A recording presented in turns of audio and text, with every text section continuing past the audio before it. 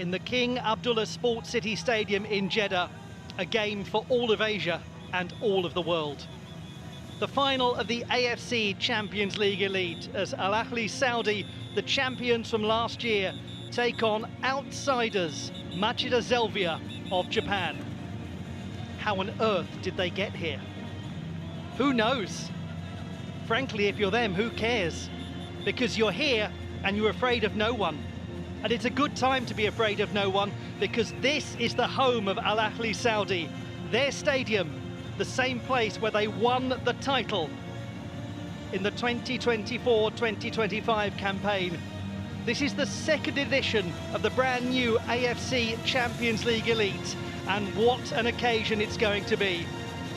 My name's Ollie Hogben, and it's a joy to have your company, and I'm also delighted to be alongside Andy West to talk us through this contest. And what a contest we expect. Good evening, Ollie. We certainly do, and what a spectacle as well. Just look at this for starters. Absolutely glorious sight in Jeddah. The players not even out on the field yet, but the atmosphere being built up. It's going to be capacity 60,000 people inside today, and probably about 59,900 of them supporting Al Ahli, who will have all that support. But so many things to talk about in this game, and one of them is Machida's ability to deal with the crowd, ability to deal with the atmosphere. This is a team that 3 years ago weren't even playing in top-flight football in Japan, never mind on this sort of stage. So this is new to them. So far, they have sailed through it. Clean sheets in 4 consecutive games to reach the final. They have a clear identity. They know how they want to play. They know how to be successful.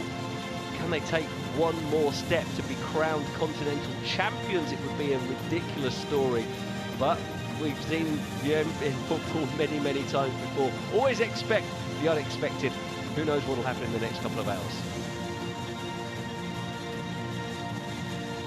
The setting is Jeddah and its population of 3.75 million on the west coast of Saudi Arabia in Mecca province. It is one of the holiest places in the world, the gateway to Mecca itself, which is 40 miles to the east. And this stadium is the gateway to footballing immortality.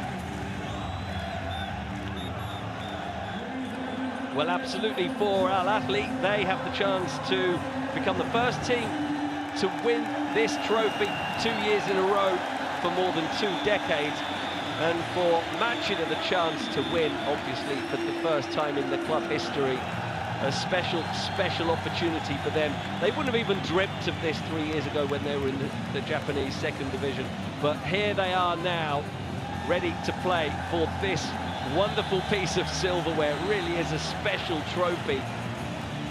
And what a sight for the players when they step out onto the field in a few seconds to walk past this, knowing that in a couple of hours they could be lifting it aloft in front of 60,000 fans in the stadium and the world watching on television. Taisir Al-Jassim, former captain of Al Ahli and the Saudi Arabian national team, delivers the trophy. Will these players deliver a big occasion? Because this is the time.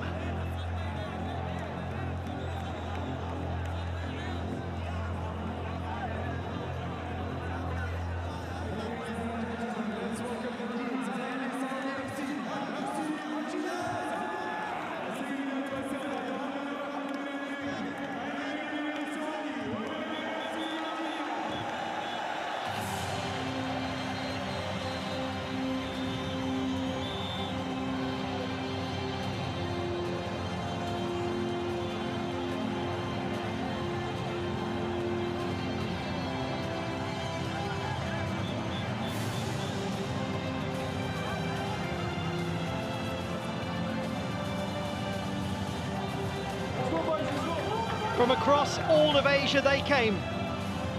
9,000 kilometers separating these two teams. Nearly 50 countries in this continent of almost 5 billion people, some 60% of the world's population. Over 2,000 languages spoken across Asia, the most linguistically diverse continent on Earth. But now there's only one language, the language of football. as these teams are united, but they will be divided at the end of the match today. From the east, Machida Zelvia have journeyed to Jeddah. They've journeyed into the history books, and they take on Ahli Saudi, the reigning champions.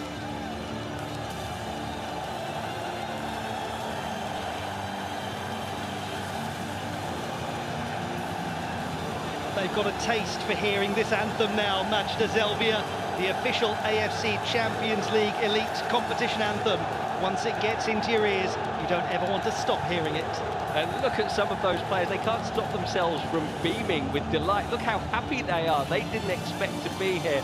They're just so happy to be here. I'm pretty sure I saw Tete Yengi, the big Aussie striker, sort of shaking his head in disbelief, but I actually am here playing in this final. These players, however, have all been here before. 7 of them, in fact, started in last season's final. So this is nothing new for them. They look cool, calm and collected.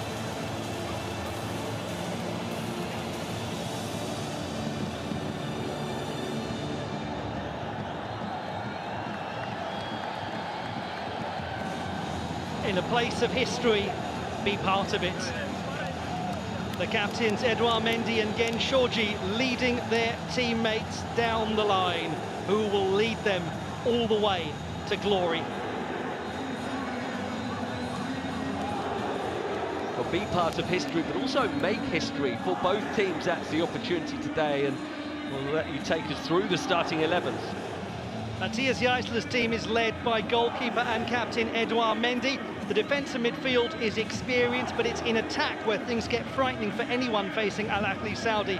Number 13, Galeno, will look to find any gap given to him by the fullbacks and has a history of scoring spectacular goals. In attack is number 17, England international Ivan Toney, who scored the winning goal in the semi-final.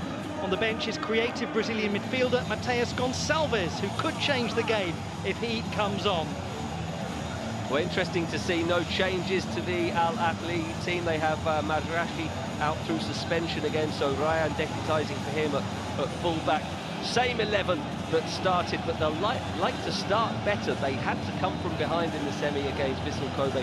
Didn't play well in the first half, so need to be stronger from the outset tonight.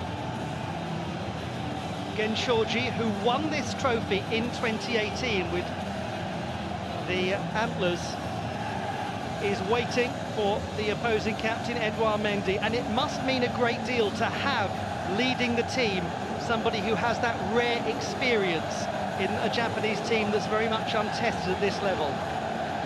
Ilguz Tantashev is going to look after this match from Uzbekistan, from the Silk Road and the city of Bukhara.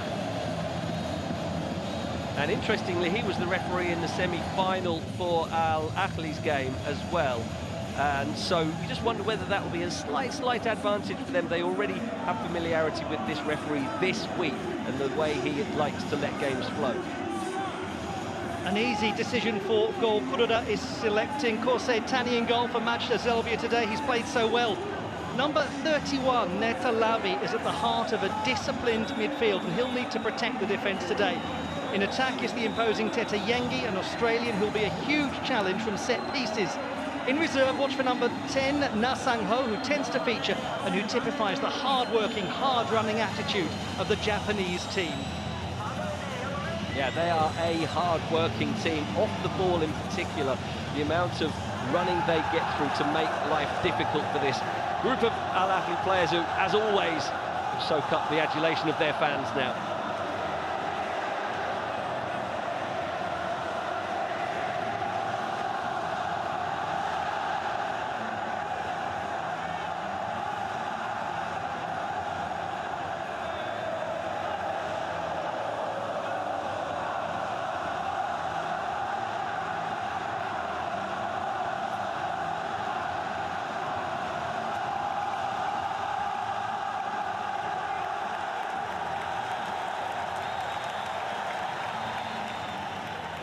Reaching the stars where only the greatest belong. The phrase written on that huge banner behind the goal. And it's the job of Machida Zelvia to make these fans the noisiest in the arena, if that's possible. That's a tough task, isn't it? But to silence the home fans, at least, is a good challenge for them, because they are a 12th man. We saw that in the second half for Matthias Jaissler's team in the semi-final, where they really did play a part in changing the momentum. The fans did, as they came back from 1-0 down against Vissel Kobe. And listen to this, look at this spectacle, the sights and the sounds of 60,000 supporters all cheering on Al Ahli. Keeping them quiet somehow will be a good way for Machida to take the temperature out of the game and to get the game to be played in the way that they would like it to be, which is fragmented. They don't want there to be rhythm. They would like the game to be slow, broken up, whereas Al Ahli much would favour a quicker and more free-flowing game. The very warmest of welcomes to you indeed, wherever you're watching this action from. And what action it's going to be. The final of the AFC Champions League Elite, as Al Ahli Saudi in Jeddah, in their city and their stadium, the champions from the last edition, take on, in the darker jerseys, Machida Zelvia, the outsiders of outsiders, a team not even known in Japan. Ollie Hogben here, and joining me is Andy West. Andy, maybe I'm a little harsh on Machida Zelvia. They weren't known in Japan, they're certainly known now. They're making a name for themselves worldwide now, but yeah, a few years ago they weren't even a professional outfit. So they have risen really from nowhere. The last time we were looking at this, weren't we? The last time they were back-to-back winners was 2005 Al Ittihad. And at that point, Machida were in the 6th tier in Japan, just getting promoted to the 5th tier. So yeah, you're not being harsh at all, but they are writing history. And we'll just have to see if another incredible chapter can come tonight. Here is Valentin Atangana for Al Ahli Saudi. For those of you new to watching these teams, particularly to watching Machida Zelvia, who are in their first ever season in continental competition and who've amazingly made the final, as that is an early indication of what Jorge Ibanez can do, the Brazilian centre-back. He's happy to shoot. This is a team of big stars. Yeah, and that's an indication of what they may have to do collectively as well. Ibanez, one of the stars, a Brazilian international. But Machida so good defensively. That man, Gol Kuroda, has put together a team that works so hard and are so well organised. They're very, very difficult to break down. The stats tell that story. They haven't conceded in the last 4 games. They've only conceded 6 goals inside the penalty area throughout this competition. So it may well be that for Al Ahli to find a way to goal, it could be just that we saw from Ibanez. Don't be afraid to shoot from distance, because they will crowd the penalty area and make it difficult to play your way through. And obviously we saw Galeno in the quarter-finals and semi-finals scoring spectacular long-range goals. They might need another one tonight. Physically imposing, and an important part of the Machida Zelvia game is number 99, Tete Yengi, the Australian who is on loan. Yeah, he's a handful, as we saw there, just manhandling 2 opposing defenders at the same time. 3 goals for him in his 6 appearances in the competition. He has a key role defensively as well for set pieces. Very good in the air at helping his team maintain that defensive record we've spoken of. In a team of stars, there's one in goal. Edouard Mendy, the captain of Al Ahli Saudi, winner of the UEFA Champions League, a winner of the FIFA Club World Cup as well, and he was the goalkeeper of the competition when this team won the title in this stadium, beating a Japanese team, Kawasaki Frontale, a year ago. You can see, just looking at the tactics, you can see very clearly the shape of Machida. 3 at the back, 4 in midfield, 3 up front. And here is the dangerous Galeno, who is a master at finding space and will make life difficult for those Machida Zelvia fullbacks. And that was a very good cross and a good early sign for him. Yeah, I think that could be the key to the game, the success of Galeno, and on the other flank, Riyad Mahrez up against their respective markers, Kotaro and Potaka. It's Mahrez's turn now. There's match-winning creativity everywhere. Very tempted to shoot and winning a corner kick as it was deflected off Kotaro Hayashi. Yeah, there's a second shot from long range from Ahli. Clearly seems to be a strategy from that man, Matthias Jaissler. Don't be afraid to shoot from distance. Get shots in, keep the crowd in the game, keep them under pressure. Corner kick is going to go to Galeno. Watch out! Make that number 3. And Galeno scored spectacular goals in the last 2 games. Didn't connect with that one cleanly, but it really does underline the strategy, doesn't it? Shoot on sight from Ahli. And I think the strategy there, the thinking there, is to not allow Machida to settle. They defended so well in the quarter-finals and semi-finals that the man who's going to take this goal kick, Kosaitani, didn't really face many shots. He didn't have much to do, and so he was able to have a pretty comfortable game on both of those occasions. Ahli want to make that different this time around and not allow the Japanese team to settle.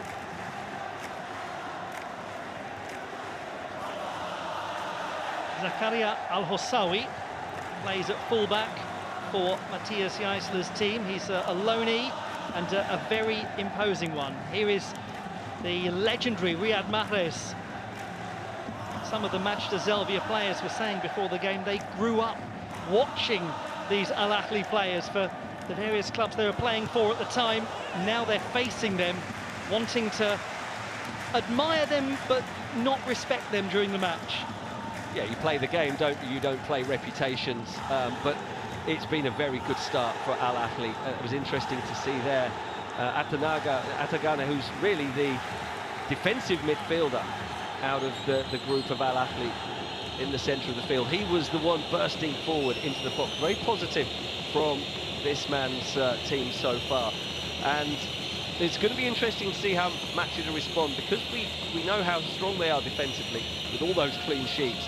But that doesn't mean they're a negative team. They don't sit back. They do like to get forward, take the game to the opposition. They've not been allowed to yet. Ivan Toney, the Englishman. That's cleverly done. The young lad from Jeddah was trying to burst through there. Ryan Hamed. Yeah, worth picking him out, as you have done there, Ollie, because he is a homegrown product from Jeddah. He came through as a teenager with Ahli, and now playing alongside a cast of superstars in the Continental Final. Here he is again. Just 23. Look at all those players forward for Ahli. They're being very positive and aggressive. Oh, goodness, that was an awkward moment for Daihachi Okamura, but it ends up in the arms, quite unremarkably, of Kosaitani, as we look at Ivan Toney. And it's an awkward start to the game for Machida. They have been pushed onto the back foot. They've not been allowed to get into their stride at all. It is very much the game that Ahli want at the moment, being played almost exclusively in that half of the field. Lots of players getting forward, lots of threatening attacks. And maybe that loose touch from Daihachi that he got away with was a signal of the discomfort that Machida are feeling at the moment.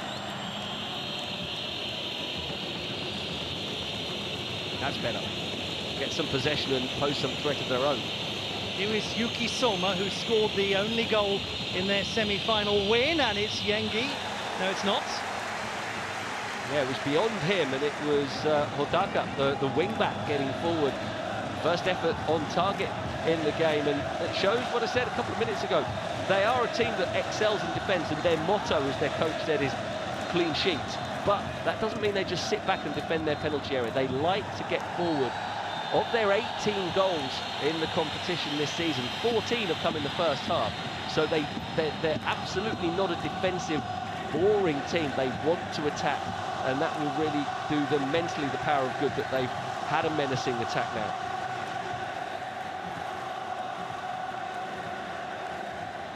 Here he is, number 88, Hotaka Nakamura.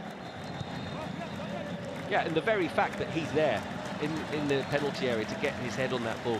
His job really is to defend against Galeno. He's the wing-back who'll have to mark the Brazilian. But that's not his only job. He's encouraged there get forward, get on the end of the crosses, because there will be attacks from Machida. There's a foul on the Brazilian Eric.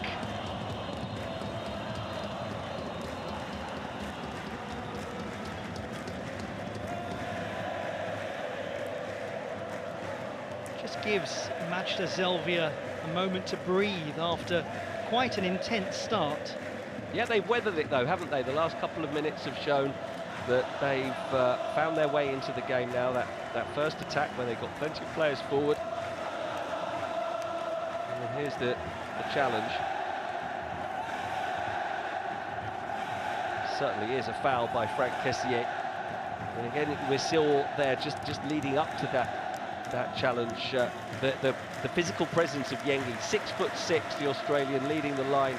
He is there to hold up the ball and bring his teammates into play as much as he is then in the later phase of the attack to get into the penalty area himself. One of their main weapons is set pieces with Yengi as the key target man. They have, in particular, Kotaro, the left back, has a very long throw on him, so that's something to look out for later on. This time, though, they're not the team to have niceties in midfield for free kicks and play four or five passes. This will go straight into the box, try and get a flick on.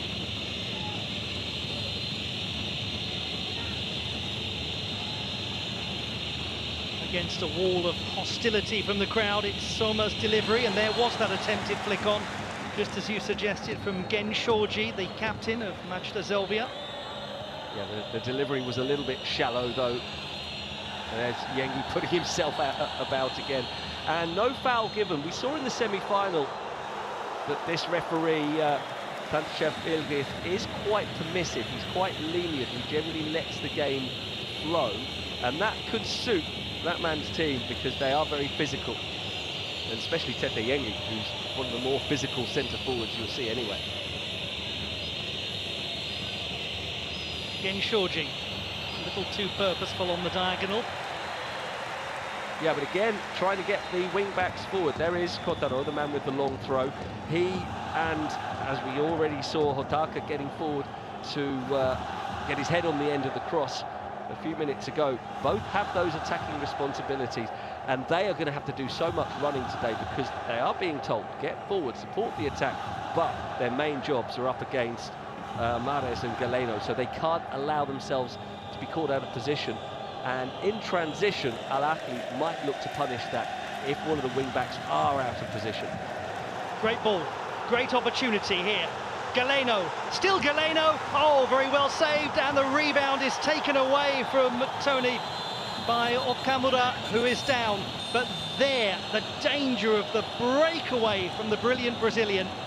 Yeah, well, Hotaka, his marker, wasn't out of position. He had stayed back for that attack, but he's just so quick and a good runner with the ball. Such great close control at speed. Excellent pass as well, threaded in behind into his stride. And it's a good chance, but excellent defending following up as well to deny Ivan Toney what would have been a tap in. That's very brave play by, was it the captain, Shoji, who got his foot in? Certainly saved a certain goal.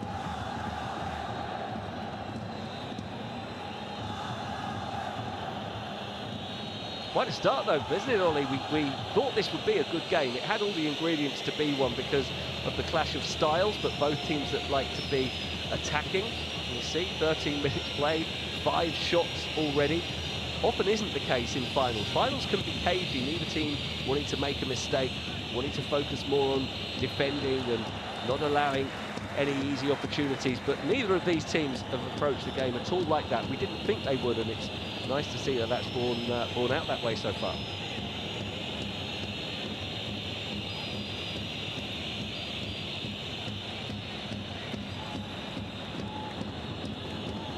Just a moment of pause in this game and a chance perhaps to tell you a little more about these two teams.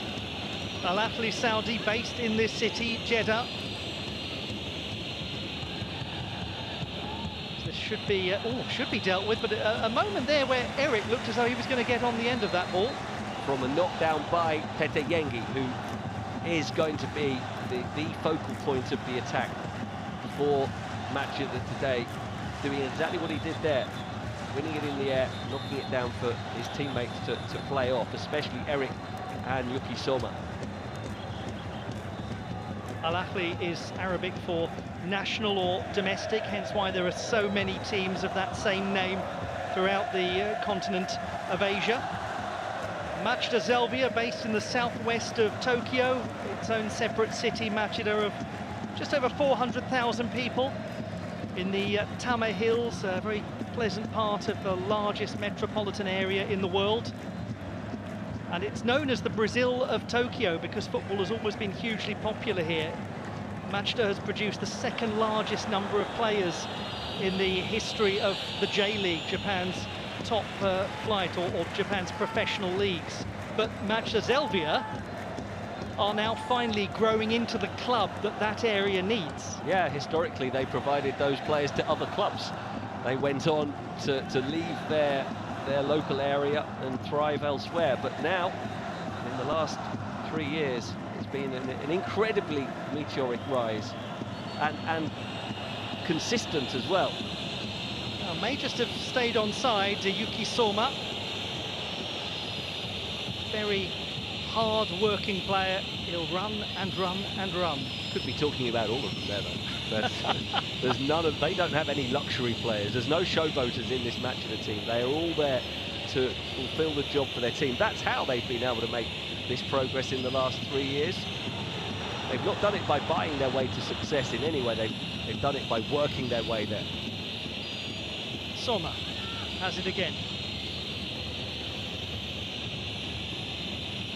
This is a little more positive for Nakayama. Just across for Yengi. That was an intelligent piece of play. And what an excellent move, really well constructed down the left-hand side, with 3 players working together to create the crossing chance. This was the beginning of it when Lavi was fouled by Atangana. Good advantage allowed by the referee because possession was maintained and ended up with that cross into the box, so well refereed. Will be Edouard Mendy to gather the ball. Yeah, Yengi knew he was offside there, so didn't bother challenging for it. But it's been really good last few minutes for Machida. And again, we're seeing how positive they are here. Look at the 3 forwards, Yengi in the middle, and either side of him, Soma and Eric, pushed high up the field, not just retreating. They want to force Ahli out of possession. Tani comes and claims with quiet authority. 25-year-old from the city of Osaka in West Honshu. Great industrial city, vibrant city, great footballing city as well. Eric's ball. They have to make a decision, and it was nodded back by the impressive youngster. Yeah, and Eric's annoyed with Yengi. He's gesturing to him, well, where were you? That was a good cross. It landed in that gap that you always want to find when you play in a cross. You want to aim it into the area between the defenders and the goalkeeper so that it can be attacked, and that's exactly where he put it. But Yengi had just hesitated because a few seconds earlier he dropped deep, looking to join in the build-up play, so he wasn't able to get into the area on the end of the cross. But that one from the right, a couple of minutes previously from the left, they're looking to attack from all angles, and it's been a very well-disciplined, organised performance from Machida. And they're the team on top at the moment. They had to weather a bit of a storm in the first 10 minutes, and they've done it very well. Hasn't quietened the crowd down, though. Not yet. Just as this match is a story of contrasting teams, contrasting playing styles, contrasting head coaches as well, with the young German Matthias Jaisler, 38, leading Ahli Saudi, regarded as one of the up-and-coming coaches in world football. We'll come back to his opposite number in just a moment, who is about as different as you can get. Not quite the conventional route to the top, is it, for Gorka-Roda? We'll come back to it, though, as you say, because his team on the attack again. Hiroyuki Mai sits alongside Neta Lavi in that disciplined heart of the midfield. Here is Lavi. Needs an option, and that was a clever idea. Didn't seem to have many obvious routes. No, but he hooked his foot around the ball and sent it again into a dangerous area. A series of crosses being played in now by Machida, being very positive. They're looking the more threatening team at the moment. And there's Lavi winning the ball. Well, he did it by fouling the man, but putting tackles in, and I think that he and Hiroyuki Mai have got control of the centre of the field at the moment.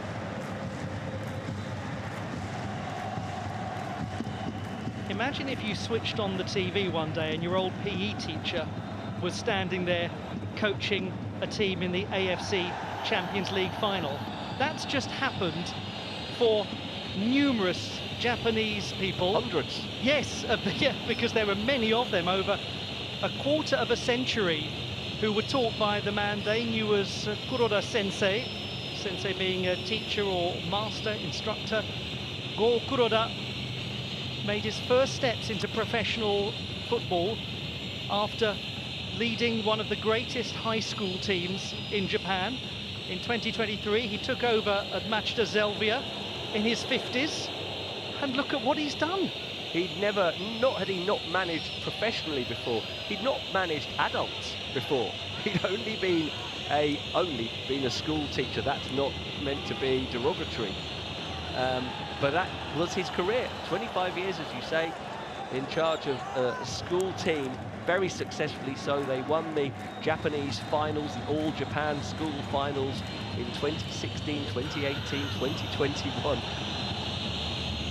And it's interesting to hear him. He has talked about it this week, saying football is football, whether it's boys or men. It's the same sport, it's the same job, it's still managing a team.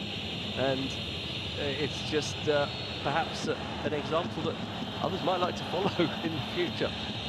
Now here is Hotaka Nakamura.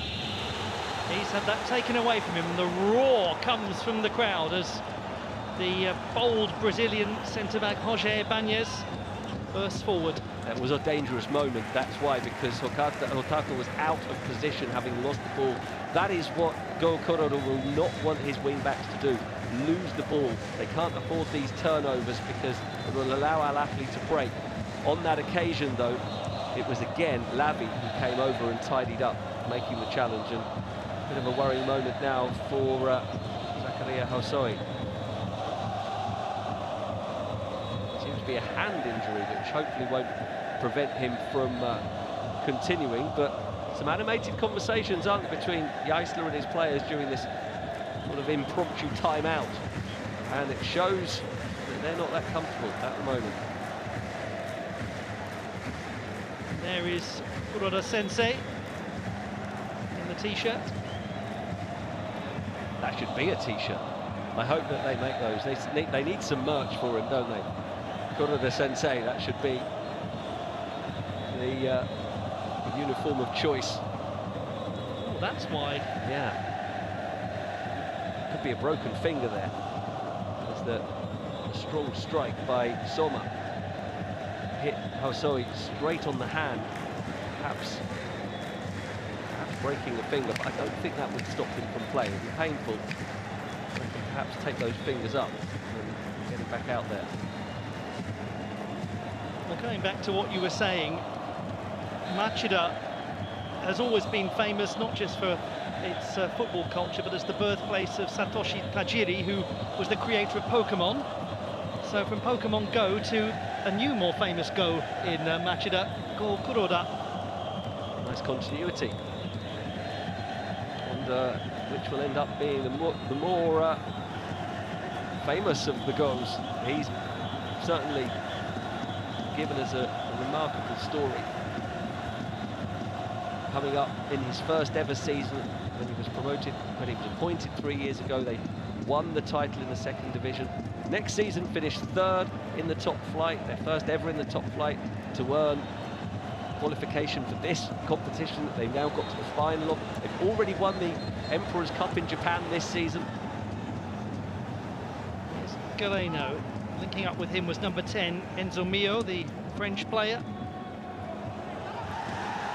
Well, they are convinced, the Ahli fans, that there was a tug on Ivan Toney. There was a bit from Nakayama, had his hands around him. The referee maybe just giving you a little bit of a warning to say, okay, I saw that. You can't be doing that. Tony didn't appeal too strongly for a penalty, but it's certainly something the referee will keep an eye on.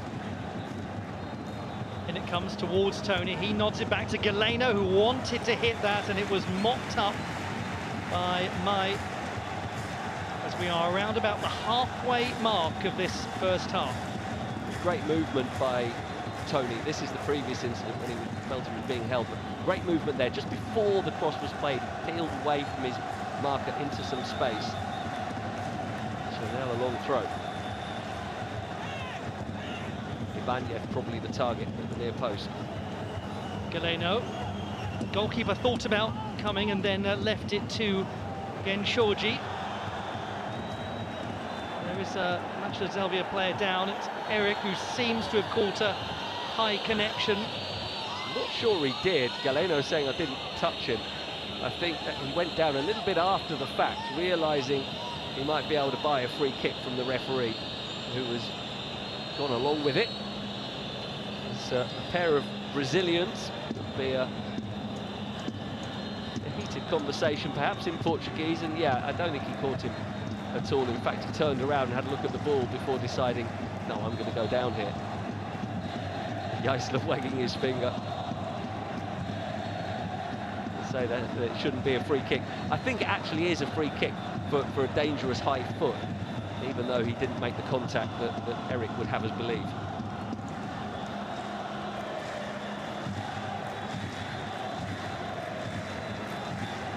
Yes, they don't have a bad substitutes bench, Al Ahli Saudi.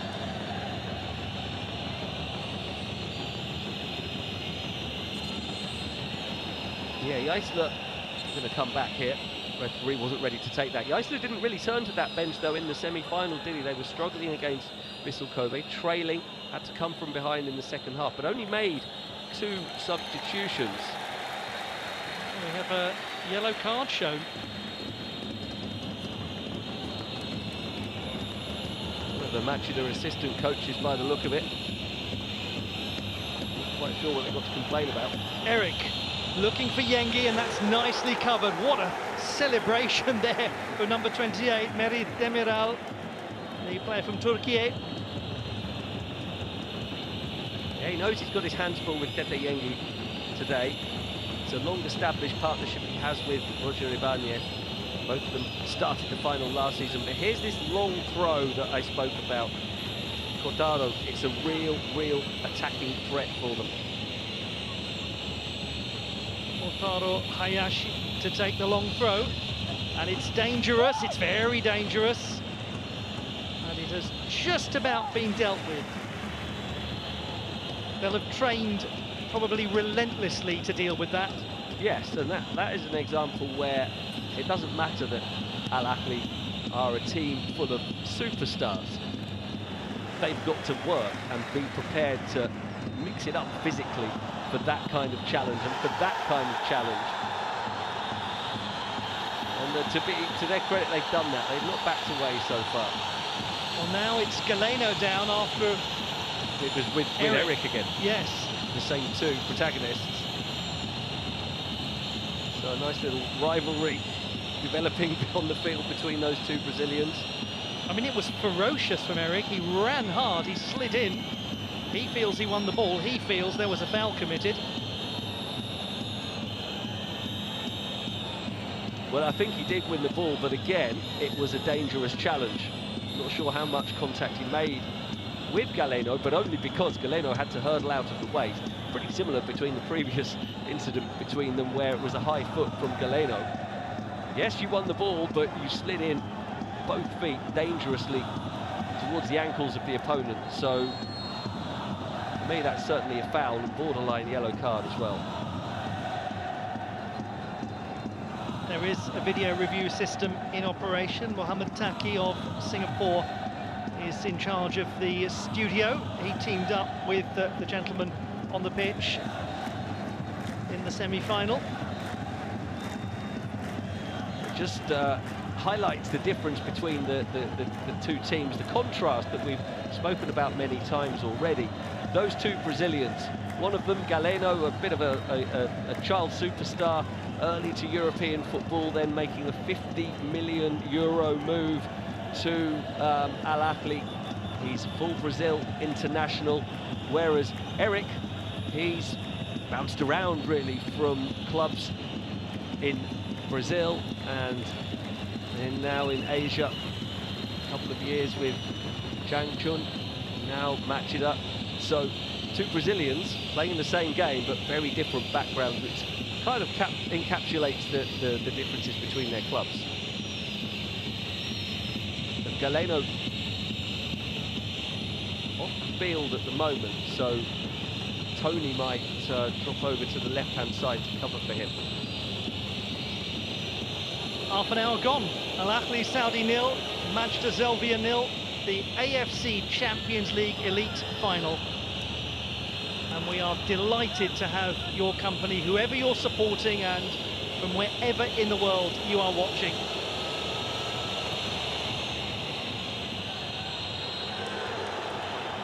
Ferociously attacked by Galeno to deprive Genshoji of that ball, but there is a chance here for Yengi to play it to Hotaka Nakamura.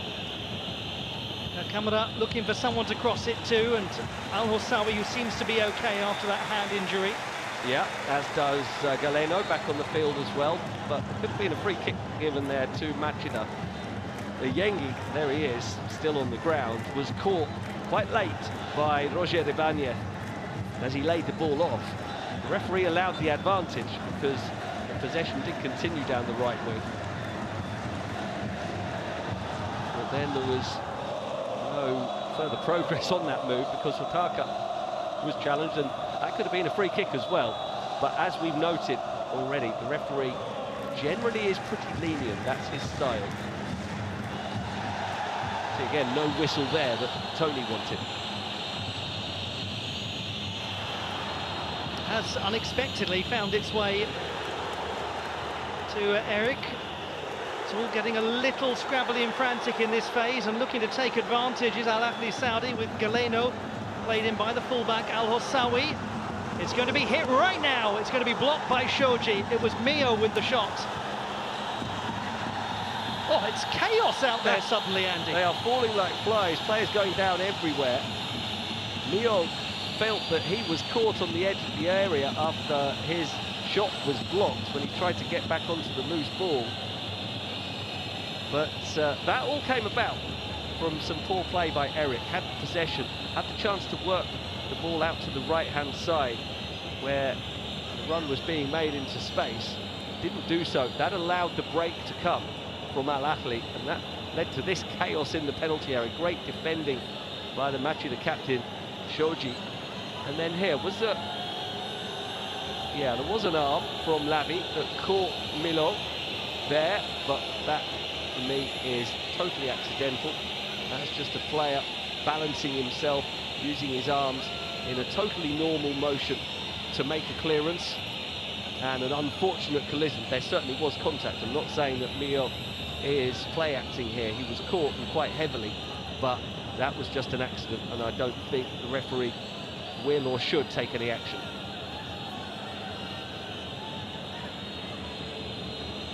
But a good break for Machida now, because Al Ahli have been building a little bit of pressure there, and they're always very happy, the Japanese team, to take the heat out of the game, slow it down, and try and stop Al Ahli from building momentum, something they've done really, really well since the first 7 or 8 minutes.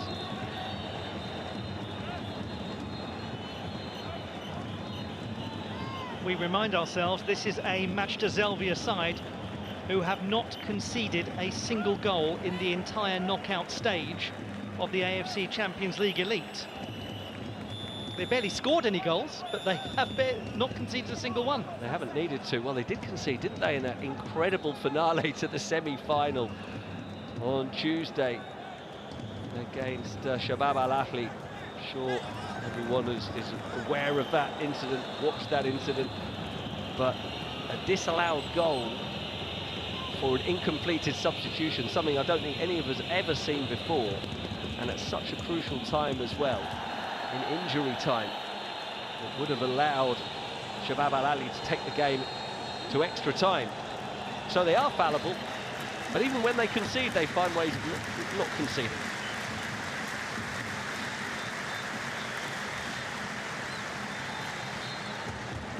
I don't think they're enjoying each other's company too much, Eric and Galeno.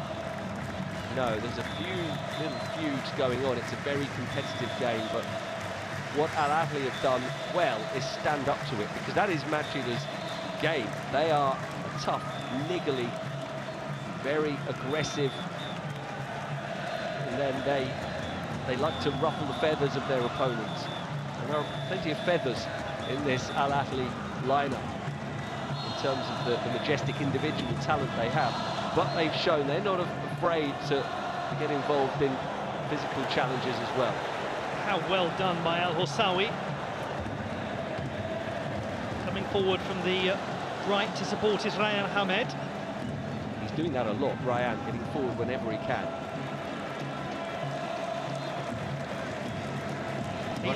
Running into the box now, Ryan has stayed forward.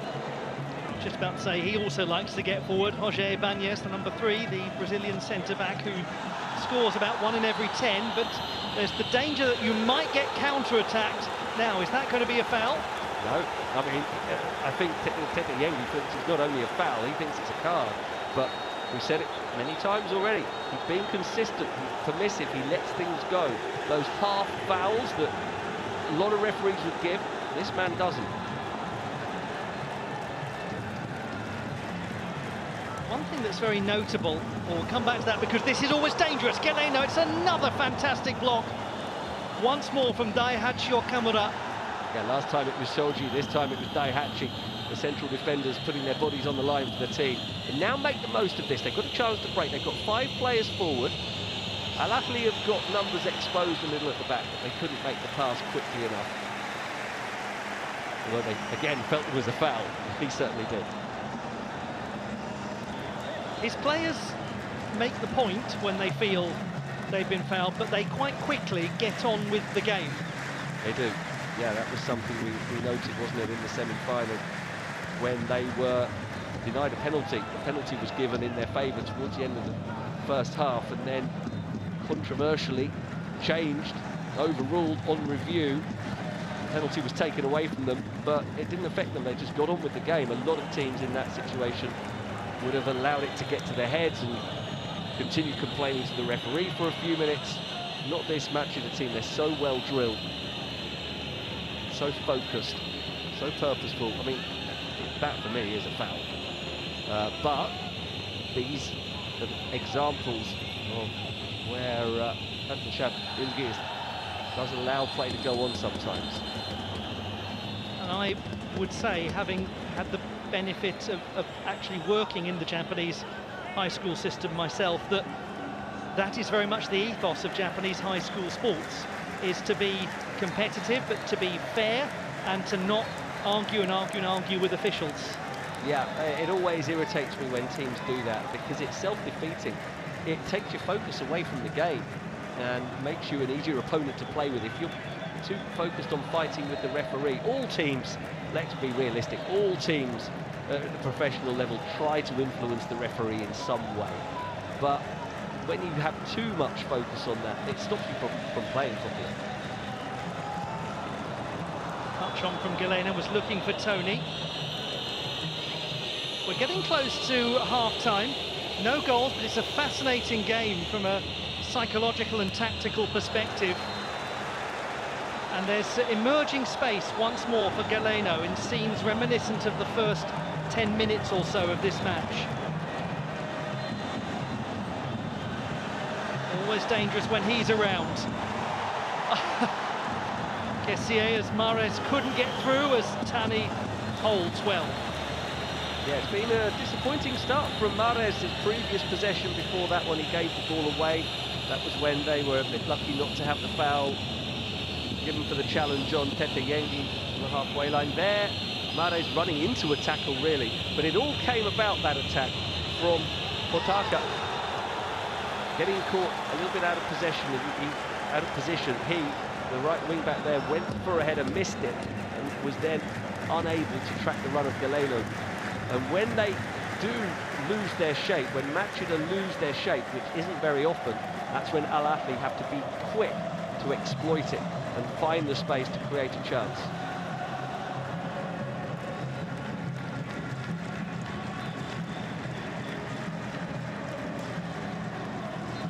Since this competition started in the 2002-2003 season, with the caveat that there were predecessor competitions, we've had 5 wins by Saudi clubs and 5 wins by Japanese clubs.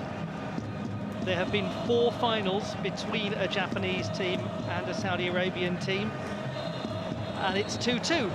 So that's cleared that up, hasn't it? It's given no clarity whatsoever. Although one of those was last season, of course, with Al Ahli overcoming Kawasaki Frontale in the final. They've also beaten the Japanese team in the semi-final, Vissel Kobe. So although the bigger picture is close between Saudi Arabian and Japanese teams, recently Al Ahli will take confidence from their record. Look how deep Mahrez has to go to receive it.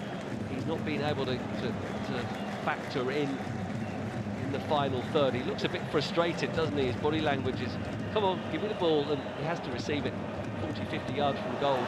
Again, poor pass from Mahrez. He's not on his game at all at the moment. Zakaria Al-Hossawi. And why is Mahrez not up there right now? He should be on that right wing position when the cross into the middle is flicked away. That's his position, the right wing, to pick it up in open play, and then he would have had a chance to attack the penalty area. He just seems a little bit off the pace emotionally at the moment as well. His body language is a bit low.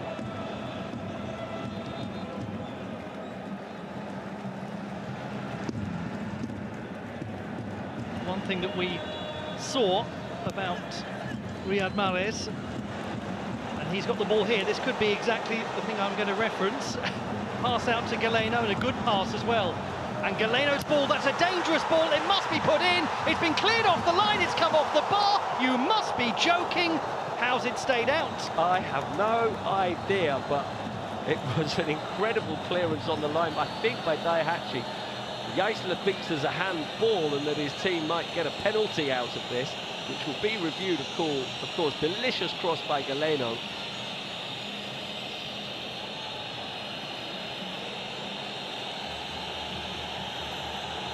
And then did it hit the arm of Kotaro as he made the block.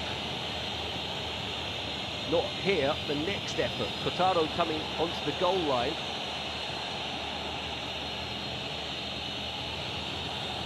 Or there maybe, as he lunged in. Did he deflect it onto the crossbar, perhaps? It is being reviewed. Yep, keep watching. It's not now. It's this next attempt. Well, the review has been concluded, so obviously there was no touch off the arm of Kotaro, but that is the closest by far that Al Ahly have threatened the goal. But it shows again how Machida find a way to keep the ball out. Their long run without conceding continues. Nearly 4.5 games now. Eric does really well. That's a great effort from the Brazilian, but then it's plucked back by Al-Hossawi. The point I was going to make before that brilliant pass from Mahrez is that he is the kind of player who can vanish into the game and then suddenly produce the game-winning moment, as he did against Al Duhail at the start of the knockout stage with that free kick in extra time. Yeah, and as he did in the semi-final, it wasn't a good game from Mahrez overall, but he produced a sublime piece of skill to score. He was fractionally offside, so it didn't count, but the point being, yeah, he's not a player that needs to be constantly in the action, constantly threatening. He can drift and have long phases of the game where he doesn't impact upon it, and then all of a sudden produce something beautiful. Galeno to Al-Hossawi, which is proving a rather threatening combination for Machida Zelvia.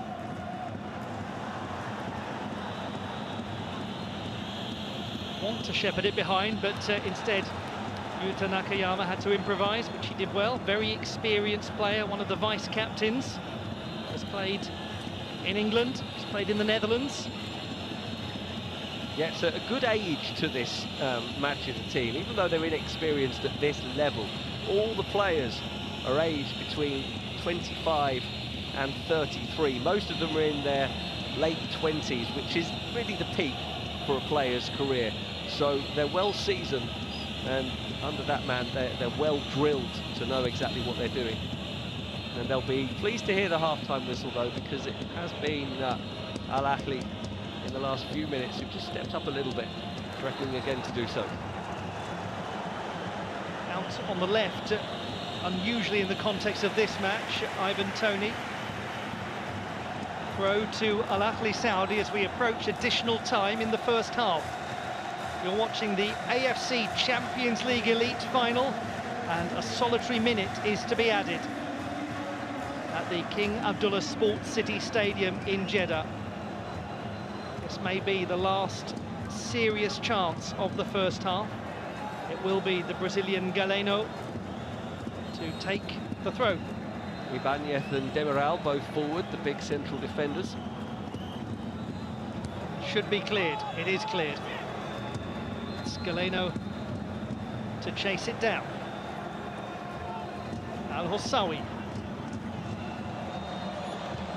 The ball is just going to stay in play from number 28, Meri Demiral. It's with Galeno once more. 10 seconds.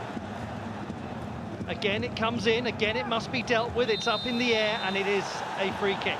Yeah, Ibanez had stayed forward, as had Demiral, hoping that a meaningful cross would come in, but there was a push by Ibanez in the back of the defender, and that'll be it for the first half. There it is.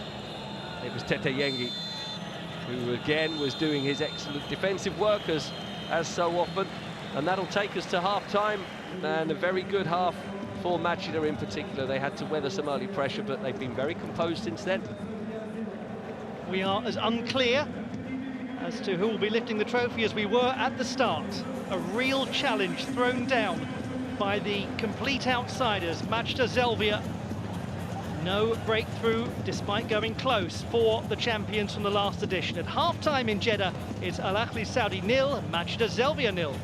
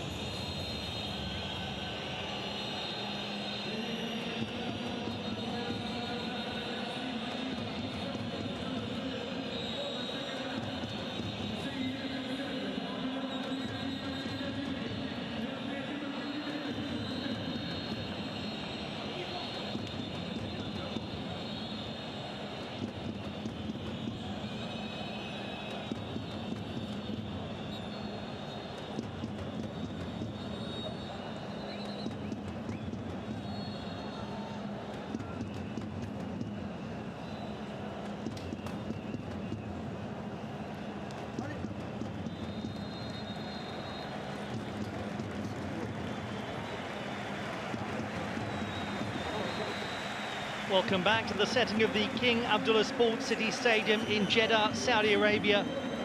The AFC Champions League Elite Final. Ahli Saudi 0, Machida Zelvia 0 at half-time. Andy, do these teams need to do anything different? Not immediately, no. Ahli, as the game goes on, might want to start taking a few more risks to try to unstabilise the Machida defence, but not for now. I think it's a quite well-poised game, and shown in the fact that there are no substitutions at half-time.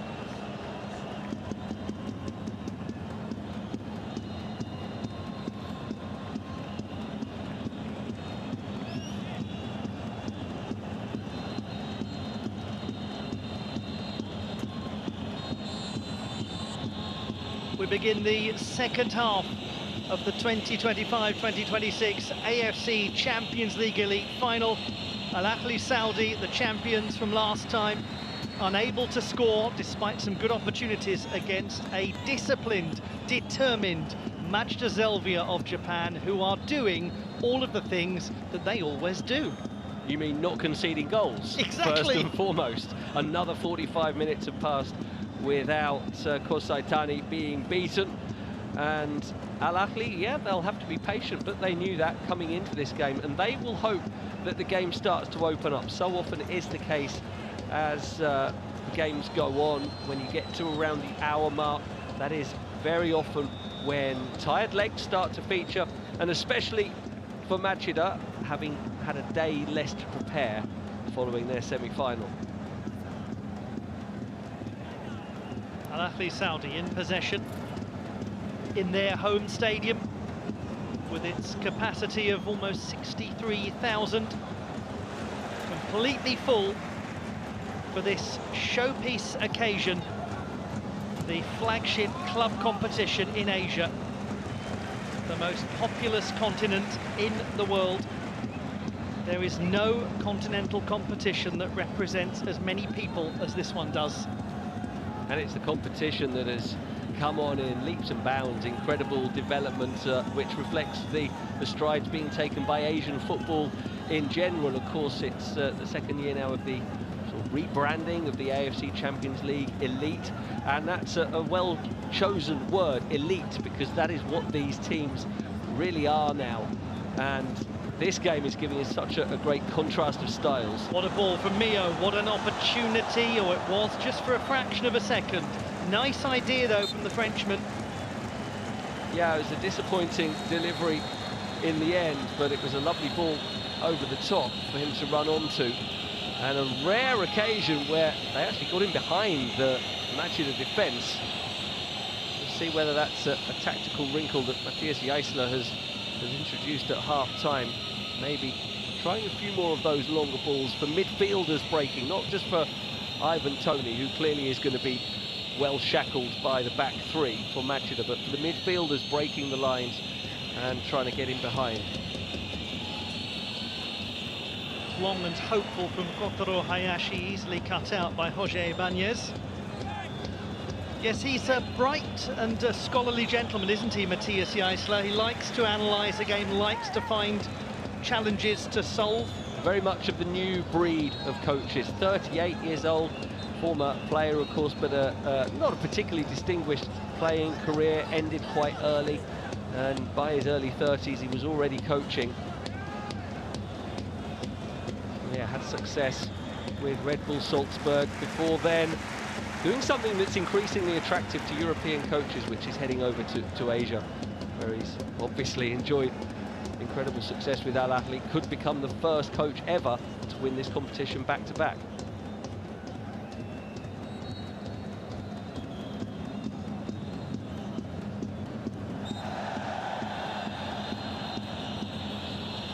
Clear foul.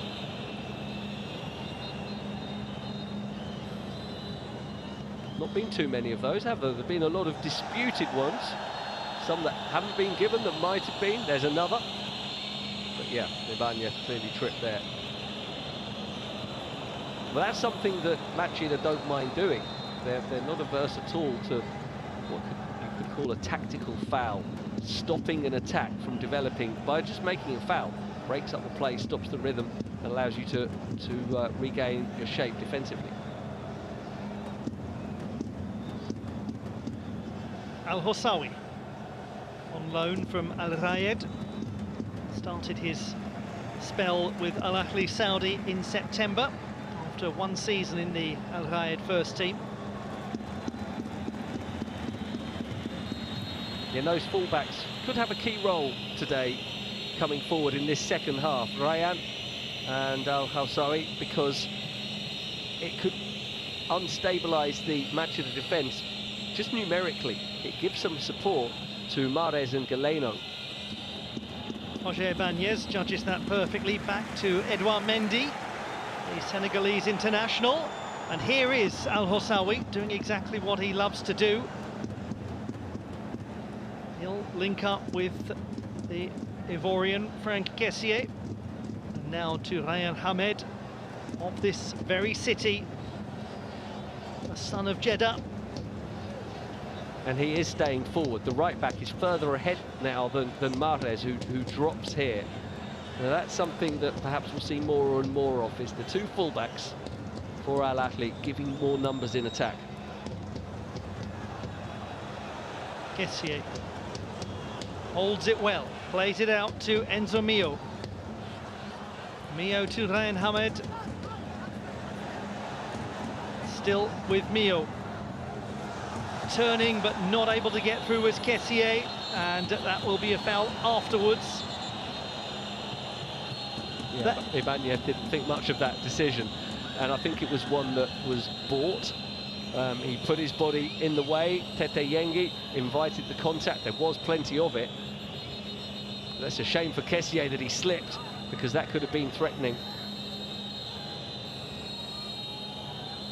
That's good centre-forward play by Yengi. He didn't even touch the ball, but he relieved the pressure for his team by inviting the challenge, using his body to draw the foul, and it does this. Breaks up the play, allows them to push it up the field, and look at those fans. Wonder how they feel being so outnumbered.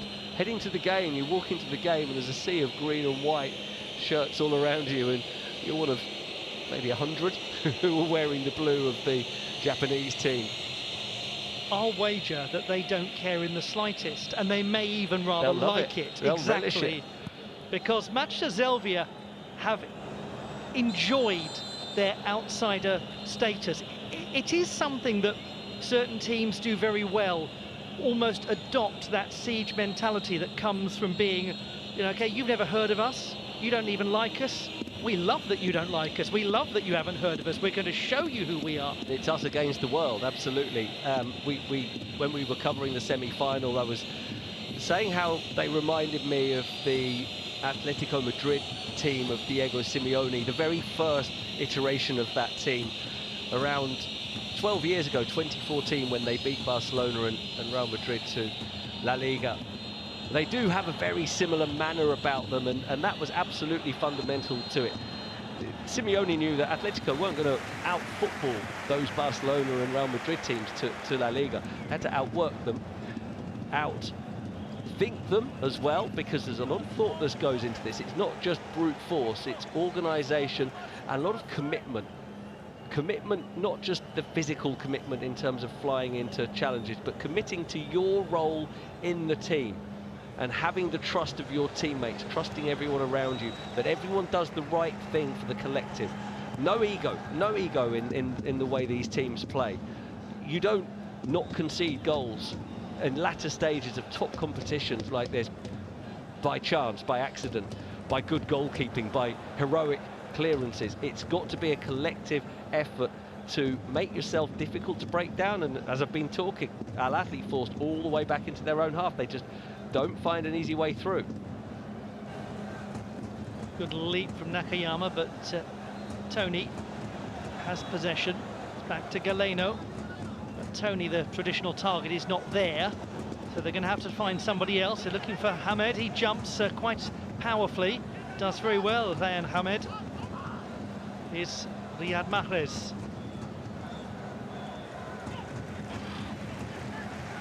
Winner of 5 Premier League titles in England. Incredible accomplishment. Again, It's defended with quiet assurance, yeah, calmness. It is, but in that attack, Al Ahly had Atangana, the defensive midfielder, Kessié, central midfielder, Ryan, the right back, all of them in the penalty area. That's what they can do to try to make Machida less composed defensively, is gradually, as the game goes on, push more players forward, taking more chances that way because you leave yourself more exposed at the back, but putting players into the attack who they wouldn't necessarily expect to see there. That's going to be a free kick, is it? No, you see, most referees it would be, but as we said many times during the first half, this ref lets things go. So for Matthias Jaisler, not just having Tony up in the middle when the ball comes forward, but having Kessié support him making runs, having Milo making runs, having the fullbacks get forward, that's the way they can. I mean, clearly, you just have more players forward then, more chance of the ball falling to one of them. But also, it sows uncertainty in the defence because they've got other people to deal with that they weren't necessarily expecting there. And maybe a countermeasure that Go Kurada could employ is to bring on someone like Na Sang-ho, who is very fast and who will seize on any counter-attacking chance if some of those Al Ahly Saudi players are just drawn a little too far forwards.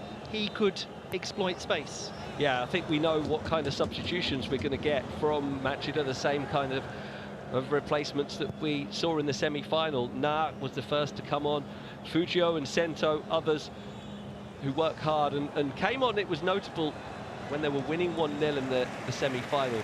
Those subs didn't just come on to shore things up and tighten up the defence. They came on to attack as well and to try to get the second goal and to relieve pressure, not just invite the opposition on. I think we'll see similar, maybe 10 minutes or so, those changes might start to take effect.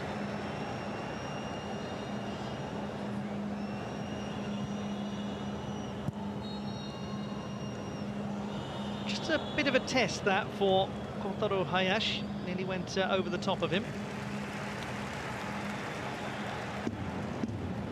Mahrez staying pretty calm, isn't he? As you said, 5 Premier League titles, also won the AFCON with Algeria, also won the Champions League. Oh, that's very clearly going to be a yellow card to Enzo Mio. Yeah, he might be one that would be the first players out for Matthias Jaisler. He's had a pretty quiet game. He's been on the periphery mostly. And that's not much of a criticism for him because of what he's facing. He's got those 2 defenders around him. He's a number 10, that's where he wants to be. Just in that pocket of space between the defence and the midfield. But against this Machida team, there aren't any pockets of space. They're all sewn up. There's nowhere to go if you're that kind of player. Tally to the captain, Gen Shoji, who's asking rather too much of Eric, who acknowledges the idea behind it, just not the execution. But what Machida haven't been able to do yet in this second half is really have much attacking threat of their own, and they do need to change that. Whoever you are and however well you defend, if all you're doing is defending, you will concede chances. In the first half, certainly after the first 10 minutes, something they did really well was take the game forward at times, commit players forward, put in some dangerous crosses, and pose a goal-scoring threat as well as just looking to maintain their clean sheet. They've not done that yet in the second half, but this is a better spell of possession. Just went between the feet, rather, of the captain. Yeah, he didn't want it, did he? Gesturing inside, felt the ball should have gone more quickly forward rather than back to him. It looks like they're starting to think about substitutions, doesn't it? Just for a bit of fresh energy.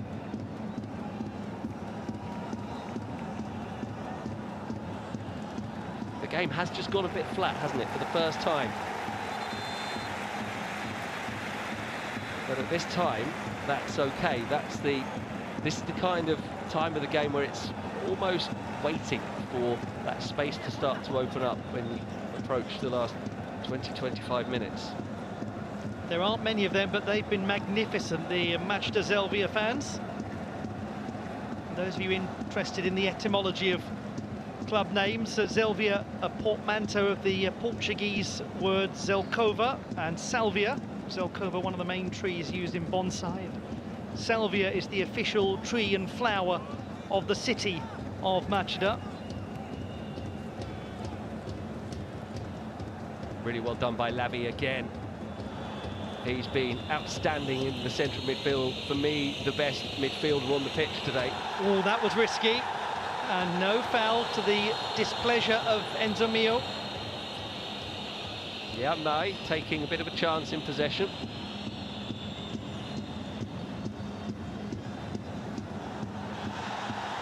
And Mio again, not getting the whistle that he felt he should have done. He's frustrated at the moment.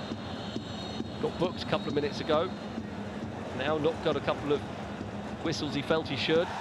Mahrez, he's not fouled. Is there a chance, a rare chance for the attack?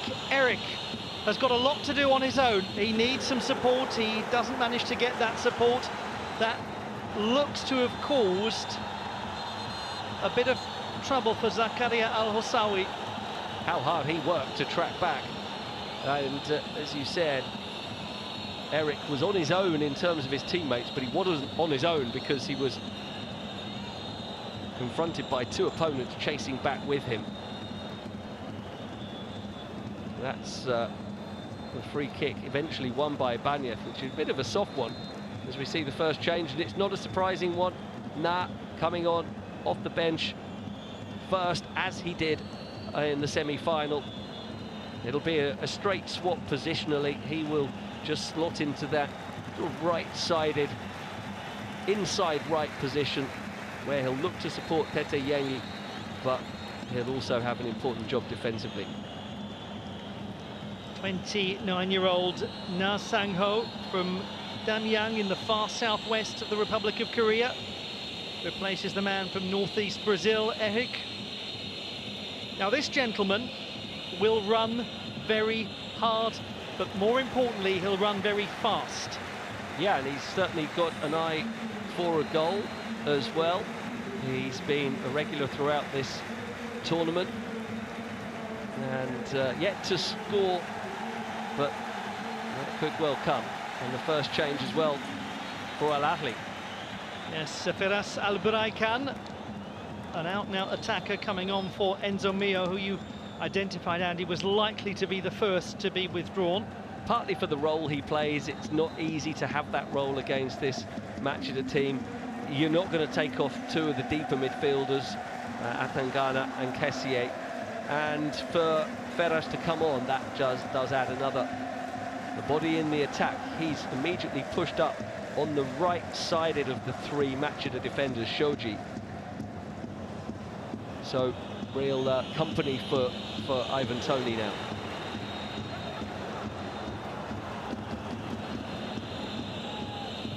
Played out by Hayash. Nah. Tricky, but pressured by Firas Al-Buraikan, who scored 4 goals in the trophy-winning campaign in this competition last year for Al Ahli Saudi.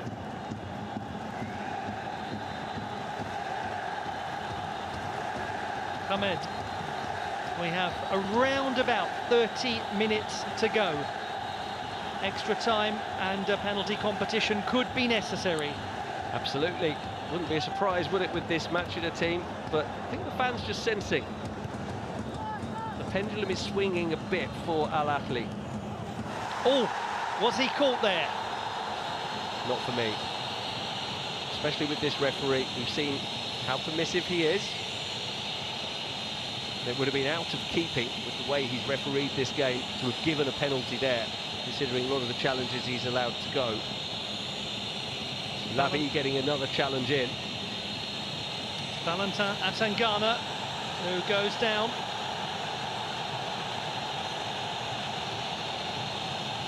The VAR official, Mohamed Taki, will be looking at it. And now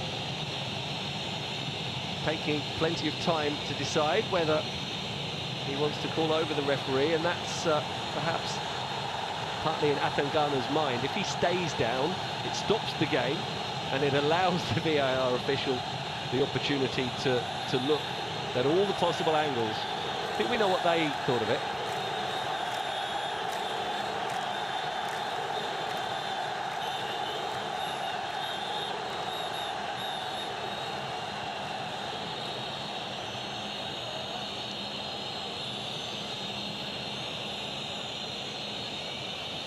Well, we've had a few looks at it, and from what we've seen so far, there's nothing enough to suggest that the original decision will be overturned. It's one you could say, well, maybe, yeah, he perhaps caught him, but nothing enough to say, oh, yeah, that's a penalty. And so, no surprise to me that the review ends. Geisler doesn't agree. The officiating has been very consistent. Yeah, and that's what you want. It's a bit of an old cliche, isn't it? For all the players want is consistency from the referee, but it's true. And that was consistent with the other decisions he's made throughout the game. Here is centre-back Meri Demiral, 28 from Turkey. Had a bit of a spell of injury in the lead-up to this, but typically representing the whole squad, really. They've all just come back to fitness at just the right time for Matthias Geisler, the Al Ahli Saudi players. Roger Ibanez goes out to the left wing. And the ball comes in with purpose towards Tony now. Was he tugged? Was there a pull on the shirt? Yes, there was. The question is whether there was enough of a pull. There was certainly contact from the defender. Tony was running onto the cross and would have been in a better shooting position. This, for me, is far more of a penalty. He's onside. But maybe Nakayama let go of the shirt quickly enough. He had a little tug, but then he let go. He didn't hold on. He's taken a huge risk, hasn't he, Nakayama? But he maybe will feel that he had to, because Tony had got into a good position, used his body well to position himself the goal side for the cross. The referee does run over to the touchline, but not to look at the video review, to book one of Geisler's assistants. But I do feel it's turning in Al Ahli's favour this game now. Machida are out of the game as an attacking force. They're not threatening. Tete Yengi hasn't been able to get high up the field. We've not seen Yuki Soma making any runs. The wing-backs haven't got forward in this half. It's starting to become one-way traffic. There's still a long time to go. So how does Gor Kuroda change it? How do these players change it? They just have to be brave like this and now keep the ball. Tete Yengi didn't. He should have played it more quickly. When you get it, keep it. Relieve some pressure and don't just keep it for the sake of keeping it. Look to be positive and go forward. Oh dear. My goodness me! That's got to be a straight red. Yeah. That is absolutely extraordinary. Yeah. Zakaria Al-Hossawi, the young fullback who has played so well in this competition, has just lost his composure and he's lost his team a player. Yeah, inexcusable from Al-Hossawi. It was a nothing incident, really. It's just one of those tackles you get 20 times in a game. He did pull him to the ground and then he did barge into him. It's a yellow probably for Yengi because he was being aggressive. There was no need for that. That's a yellow card. That is a straight red and it is crazy. And the reaction of his manager said everything. Geisler, on this occasion, he was not remonstrating with the fourth official, asking for a change of decision or what was this. He was head in his hands, turned towards the dugout. He knows that his player totally in the wrong there, and that's tough for Al-Hossawi. He has that's going to be something for him that he has to learn from. You cannot do that, because not only has he lost his place in the final, he's put his team now in a tough position, down to 10 men for the last 20 minutes or so, at a time in the game when they were starting to get on top. He might have taken a tooth out of Tete Yengi as well. I don't know what he's complaining about to the referee. He's got nothing to complain about. A very justified red card. That should be a lengthy ban. His teammates are pushing him away. They know he's not got any kind of valid argument. There's no need for conversation. No. It is a red card. It is. That's that. It is. Maybe the only thing they're trying to say is Tete Yengi should be sent off as well. I do think potentially yellow for him because he was the initial aggressor, but headbutting someone like that is a totally different kind of incident to squaring up to someone. And these fans who 2 or 3 minutes ago were on their feet, roaring their team forward, now sounding concerned. Sent off for a headbutt in the AFC Champions League Elite Final. It is an undignified departure for Zakaria Al-Hossawi, and it is deserved. Absolutely deserved, and maybe the least experienced of the Al Ahli players. He wasn't with the squad last season, he's only here on loan, so he's perhaps not used to this kind of big occasion. Would Frank Kessié have reacted like that, someone who's been here and experienced it with previous clubs as well? We'll have to try and verify who the referee has booked there. Looked like Ibanez was one.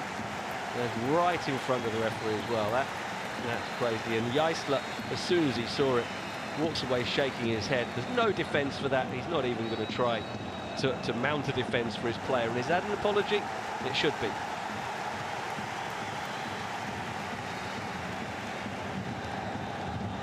He's been really badly affected by that. It is a yellow card for Tete Yengi, as you suggested, Andy, was likely. Yeah, no problem with that. He did square up to Al-Hossawi. Now, Machida Zelvia have a one-player advantage for the remainder of this contest. How do they exploit it? Yeah, it's a very good question. And how much they try to exploit it, perhaps, is the first question before that. Do they want to exploit it, or do they see this now as their best opportunity to take the game to penalties, which has got to be in their thinking? They would have come into this knowing we keep clean sheets. We don't even have to score to win this competition. We go to 0-0, we can win on penalties. Of course, they do have the option now of thinking, let's try and win this in normal time. And that would be done by moving the ball quickly when you've got it. That's the way you exploit playing against 10 men.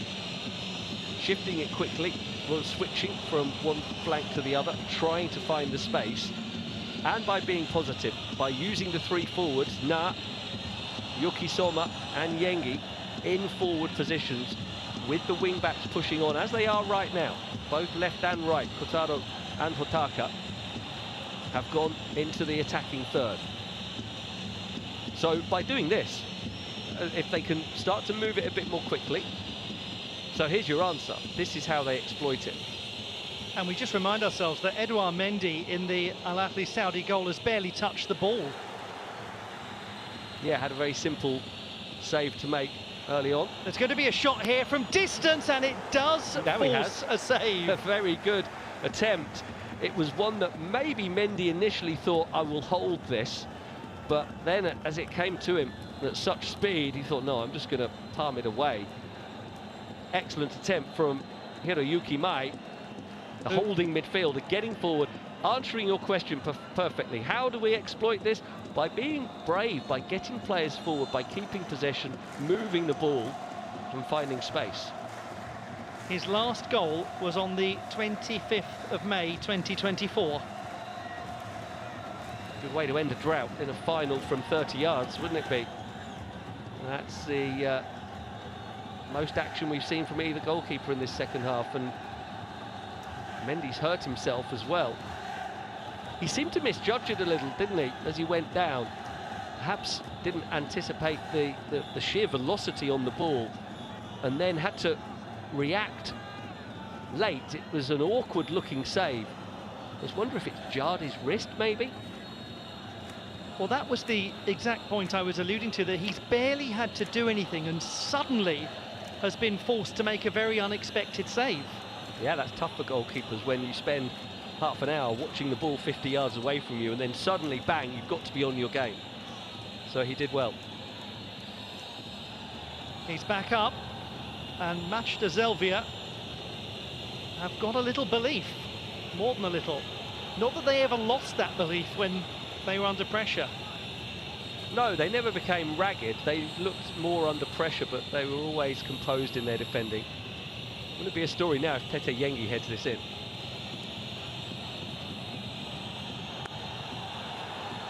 Yuki Soma waiting for the opportunity to take this corner kick, but well, it appears that, oh dear, well, there are things being thrown onto the pitch in his direction which is totally uncalled for. And it's not helping their team. They're expressing their anger at the red card decision and perhaps some of the other decisions that the referee hasn't made, which I don't think the referee deserves. He's for me, had a good, consistent game. But as we were saying in the first half about teams not allowing themselves to be affected by refs, same for fans. Oh dear. Now there's a break on. Goodness me, 2 players down, and the possibility of a purposeful counter-attack for Ahli Saudi. This is going to be a big moment for Hiroyuki Mae, indeed for Lavi to nod it back to Corsair Tani. Oh dear. It was such a strange incident, wasn't it? They were trying to build an overload from the short corner. Nakayama and Soma just absolutely crashed into each other here. Oh, that's horrible. That's bone-juddering, and especially Nakayama. His head was flung back, and no wonder they're concerned. That was a horrible, horrible collision. And a freak incident, really. They're trying to get out of each other's way and out of the ball's way to create space for a cross. It looks like they're okay, which is a relief. Now, Matthias Geisler is trying to answer the question. The other side of the question you asked me just after the red card is how do Machida exploit that? How do Ahli deal with it? Again, we see that so unfortunate because Nakayama was going on an overlap down the left to receive a pass for a good crossing position. But yeah, just going back to the point, Ahli, how do they respond now to playing with 10 men? It's something they did in the quarterfinals, isn't it, against Johor, where they spent a lot of that game down to 10 and prevailed in the end. So they are experienced in going through that situation. Well, what they do have is a whole cluster of match winners who can, even when they don't have options around them, can lash a ball in from outside the area, can do something extraordinary. Yeah, and it might need that. Galeno being the one in the last 2 games, long-range efforts. Mahrez in the round of 16 tie. They've got 2 forwards on there now, Faras and Tony. But at some point as well, you have to start to think, well, we can't spend all our energy now. We might have to play another half hour with 10 men.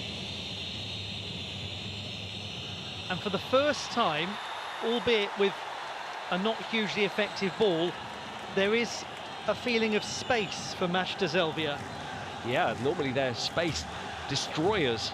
Now, though, they will look to exploit whatever space they can find with their numerical advantage.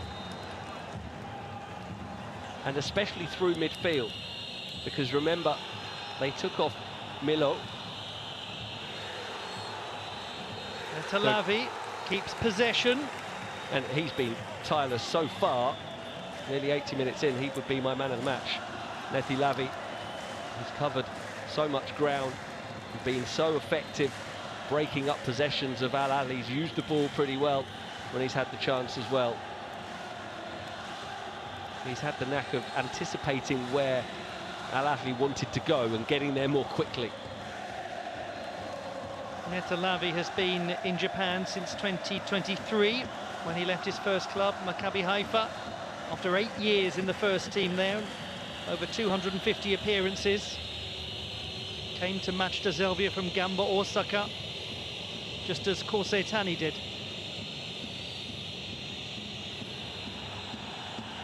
Foul on Na Sang-ho. Now they do get one given. It's the game's been refereed in such a way that the permissiveness of the referee, that whenever a free kick is given, it's kind of surprising because he's allowed so much to go.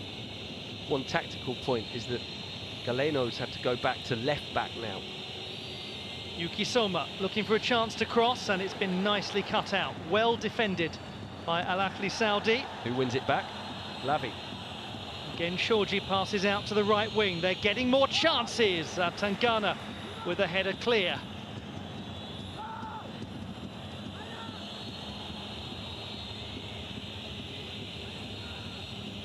Touch on to Na Sang-ho. Yengi was looking to pick up the loose ball. It's Lavi first to it. Hayashi out to Soma, who's getting space. Soma, this time he'll shoot. It's saved by Mendy. And it's been put in and not put in. Well, Yengi trying to divert it in. I wonder if he's prevented the ball from finding the corner. And Mendy probably had it covered, but the snapshot from the edge of the box by May, after this initial attempt from Soma, might have been heading into the corner before Yengi then turned it wide. That was the attempted flick away from Atangana. And then it was the follow-up effort that might have really troubled Mendy. But yeah, it's Machida now. If this game had 20 minutes to go rather than 10, I would really fancy them to go on and win from here. And that substitution has changed so much, not just giving an extra player to Machida, but it has compromised other Al Ahly players as well. Couldn't control it. Ivan Toney, who's now a more isolated figure in the attack. But never count them out because of people like Galeno, because of his ability to do something extraordinary. Is this going to be something extraordinary? It's a good ball that to Toney, who feels he was fouled. He's lost his boot. Well, that suggests contact, doesn't it? As he was battling away to try and get on the end of that excellent cross from Galeno. Galeno, the main one I was referring to when I say how the red card has compromised other players. Galeno is having to be the left back now, but he's still, when he can, going to get forward, and he did to great effect there. The other one being Atangana, who we saw before the red card was getting more and more into the Machida box. He's now having to defend his own. Suddenly we're seeing Neta Lavi so much more on the ball.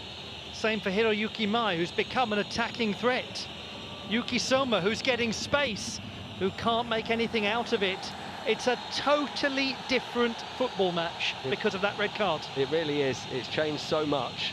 We're going to see this penalty appeal. No, they both had a hold of each other. Good decision, referee. That was 50-50. Nakayama was barreling into Toney, but Toney had a grab of his shirt. So well refereed, no penalty there. But yeah, it's become end-to-end. It's opened up. That's partly the stage of the game, the tiredness.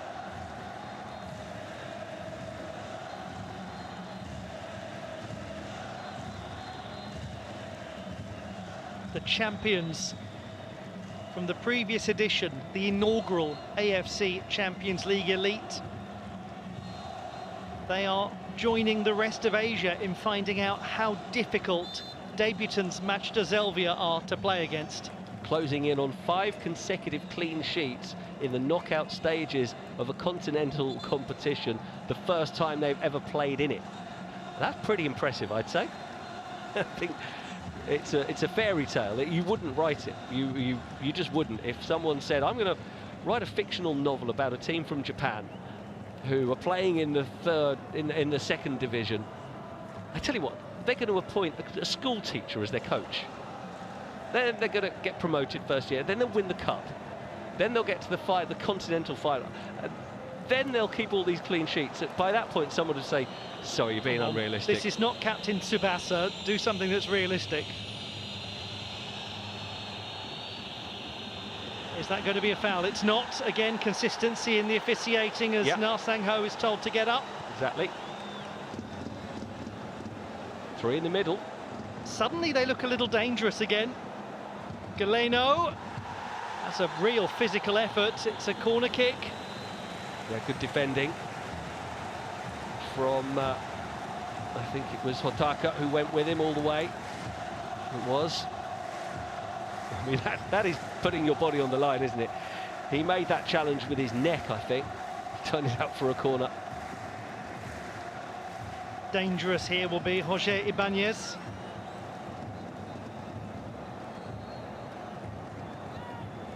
The corner kick for Ahli Saudi with 5 minutes and additional time remaining. As things stand, we will play 30 further minutes, or will we? Headed back by Tony. It's going to be kept in play by Jose Ibanez, who wanted to hit it. It's another just lunging, flying block from a Machida Zelvia player. Yeah, as Ibanez turned to hit it, I thought, no, give it wide to Galeno, but he hit it well. Little stumble from Hamed. I think it's safe to say, Andy, that Machida Zelvia have extensively trained dealing with the long shots from Ahli Saudi. Yeah, and the way they packed the penalty area, I made the point at the start of the game, only 6 goals conceded inside the penalty area. That almost says to opponents, if you want to score from against us, one of your best options is shooting from 20 yards. So they know it's going to happen, so as you say, they're going to be ready for it and fly out to make those blocks. Interesting the lack of substitutions so far, both coaches already thinking about extra time.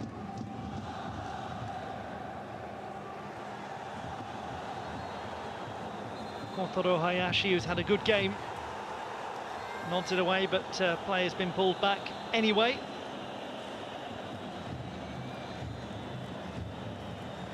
He scored so many goals this season, Ivan Toney, but not many of them have come in the Champions League Elite, just a couple, and that was a little bit of a risk to do that. Yeah, just pushing him away, that just about get away with that, but grabbing the shirt. He's not going to shy away from a physical battle though, is he, Tony? Him and Daihachi, I hope they swap shirts at the end because they've come close to doing so during the game. Get a couple of substitutions being prepared now for Machida. Shota Fujio, an attacker, is going to come on. We're also going to see one of the vice-captains, Hokuto Shimoda. Oh my word, that was a rather bold moment. No harm done ultimately. And then the foul by Ferraz at the end of it. Yeah, both Fujio and Shimoda came on in the semi-final as well. But really, these are changes with extra time in mind. They're not for now, they're for the 30 minutes that will follow, almost certainly. Now, this is very interesting. With his manager's hand on his shoulder, Shota Fujio prepares to come on. We're also going to see Neta Lavi replaced by Hokuto Shimoda, and it's Tete Yengi who's coming off. Yeah, Shota Fujio has a special place in the hearts of the Machida Zelvia fans because he scored 2 goals when they won the Emperor's Cup in November against Vissel Kobe, and that's the expected substitution. And those were the last 2 goals he scored. Yeah, because since then they signed Tete Yengi, who's taken his place in the team. That's a reward for winning the cup, isn't it? Sorry, we're going to buy someone else now and you'll be on the bench. But what a time to come on. He's got the decisive moments of the Continental Final, the AFC Champions League Elite Final, to try and score a winning final goal twice in 6 months. He's already irritated 2 people, and this is how he's done it.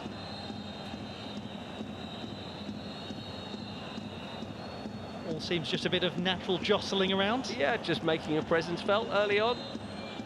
Coming on to show you're not going to allow yourself to be dominated by the defenders you're going to face. It's a physical game.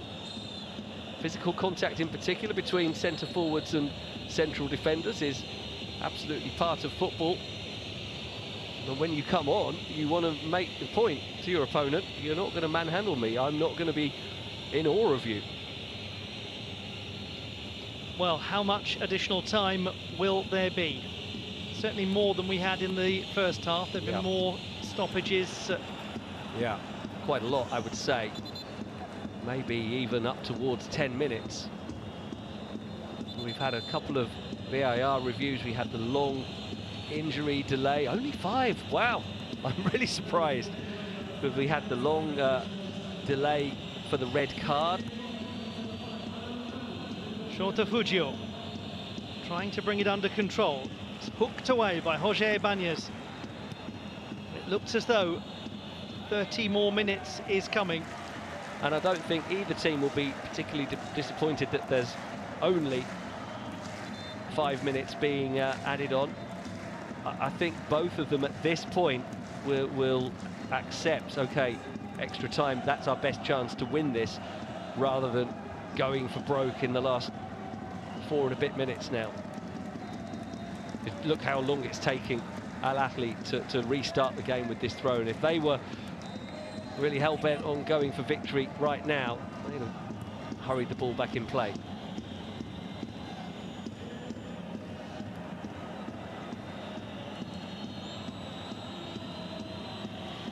Shoji, the captain and a winner of this trophy in 2018. He's lost possession and he has to get back into position quickly, but Kessié is just nibbled away at. Yeah, it was poor from Shoji because he had the chance to play a pass forward.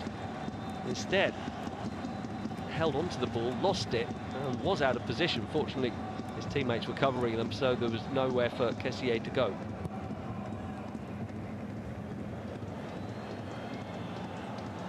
Tony has been given no freedom in this match by the aggressive defensive work of Nakayama and Okamura. They knew they would have to be strong, and they have been strong. How often, Ollie, do you think you said Mahrez's name in the last half hour? Barely. Well, that tells you how the game has been controlled by Machida ever since the red card. Hiroyuki Mai.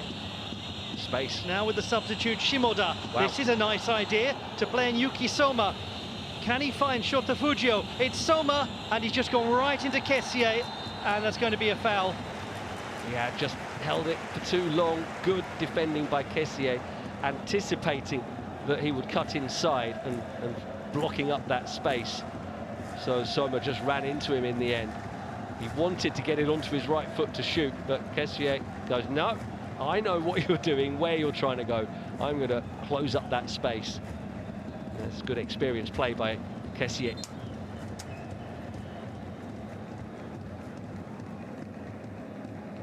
Well, he was brought on, Firas Alburaikan, to create more up front, but shortly after that, the whole match was transformed by the red card shown to Zakaria Al-Hossawi. And Matthias Jaisler hasn't made any other changes. Firas was the only player that he's brought on so far.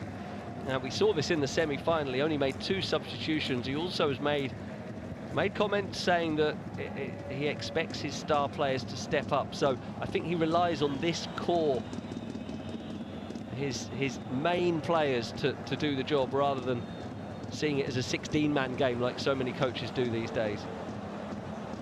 Galeno does beautifully to ease past Nakamura. He's got a chance. He's pulled it back to Mahrez, who's barely been involved in this second half, but his chance disappears. It'll come back in, though, towards the goalkeeper.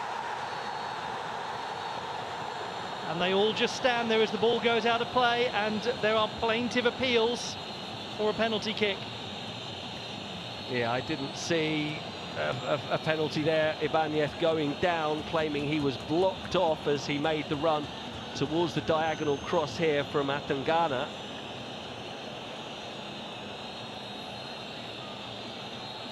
No, there's very little contact there. There's some, but I don't think enough. No, Ivanev is trying to sell that. He got a little bit of contact as he collided with Yuki Soma, but I don't think he's as badly hurt as he might be suggesting, unless he fell badly. And certainly I don't think that there'll be any interest in the VAR review. Not a card on the bench though. Red. Well, if it's for Mohamed Abdulrahman Youssef, number 29 there, that obviously means he can't come on. Well, this is another extraordinary moment. There we go, confirmation of it. A red card to Mohamed Abdulrahman. He's not even set foot on the pitch, and he won't now. Well, he might have done as well. Midfielder has been a regular from the bench in this competition. He's made 8 appearances. It will remain 8. And another little bit of an indication that Al Ahli are being knocked out of their stride mentally here by the resistance they've faced from Machida. We don't see any of this from Machida. They've played just as hard, just as competitively, but no petulance. They've kept their heads.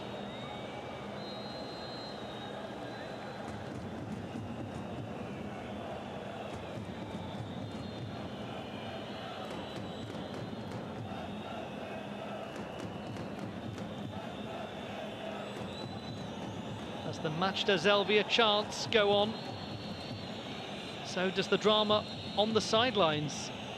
We are now going to see Ibrahim Dreshevic, the Kosovan central defender, coming on.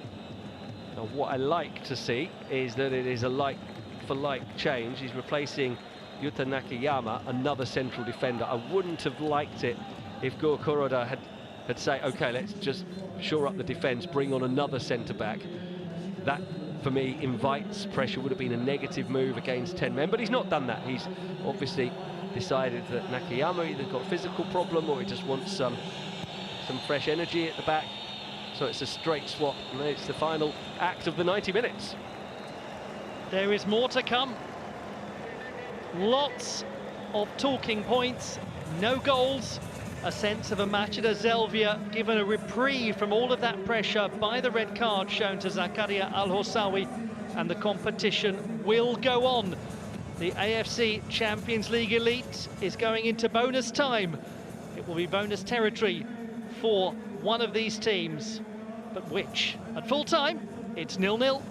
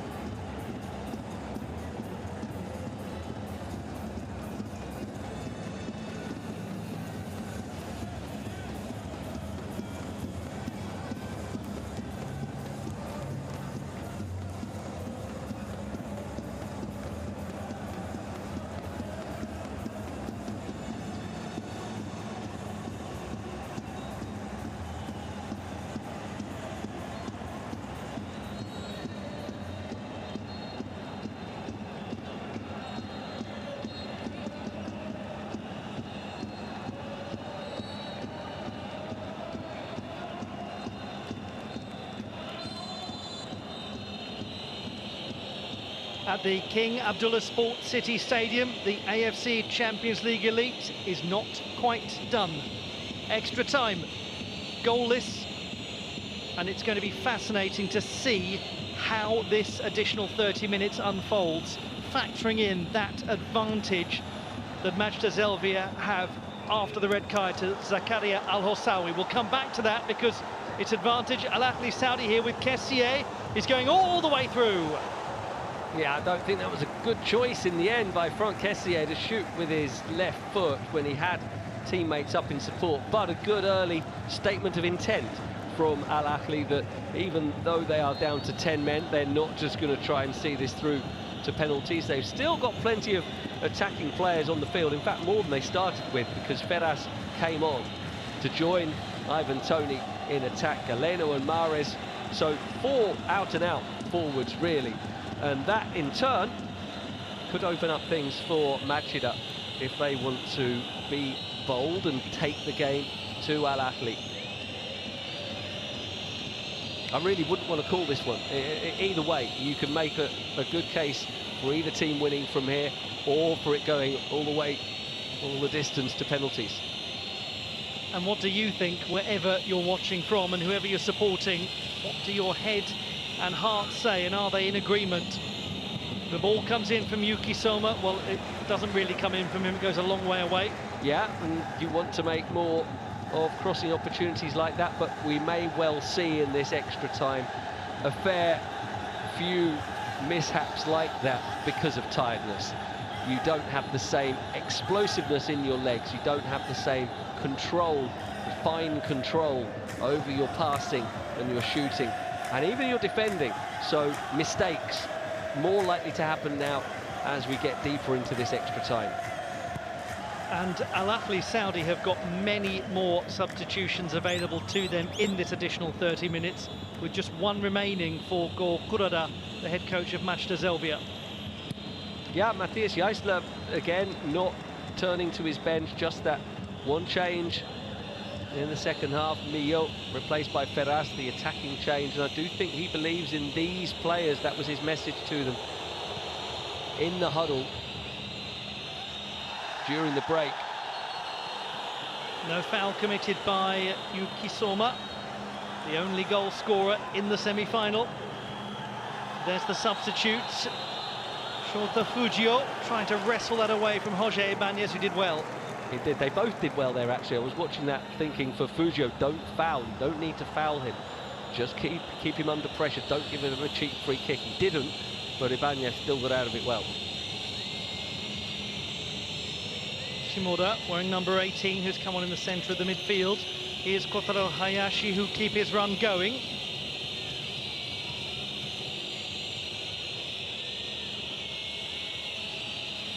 Shimoda. Jeers and whistles from the fans of Al-Ahli Saudi for every bit of possession the Japanese team has. Again, Shoji. That was a shame, because it was a good bit of possession that they'd built up. Weren't able to get a meaningful ball into the penalty area, though. That's twice now in extra time. They've had the ball in good positions, but not given the players in the middle anything to attack.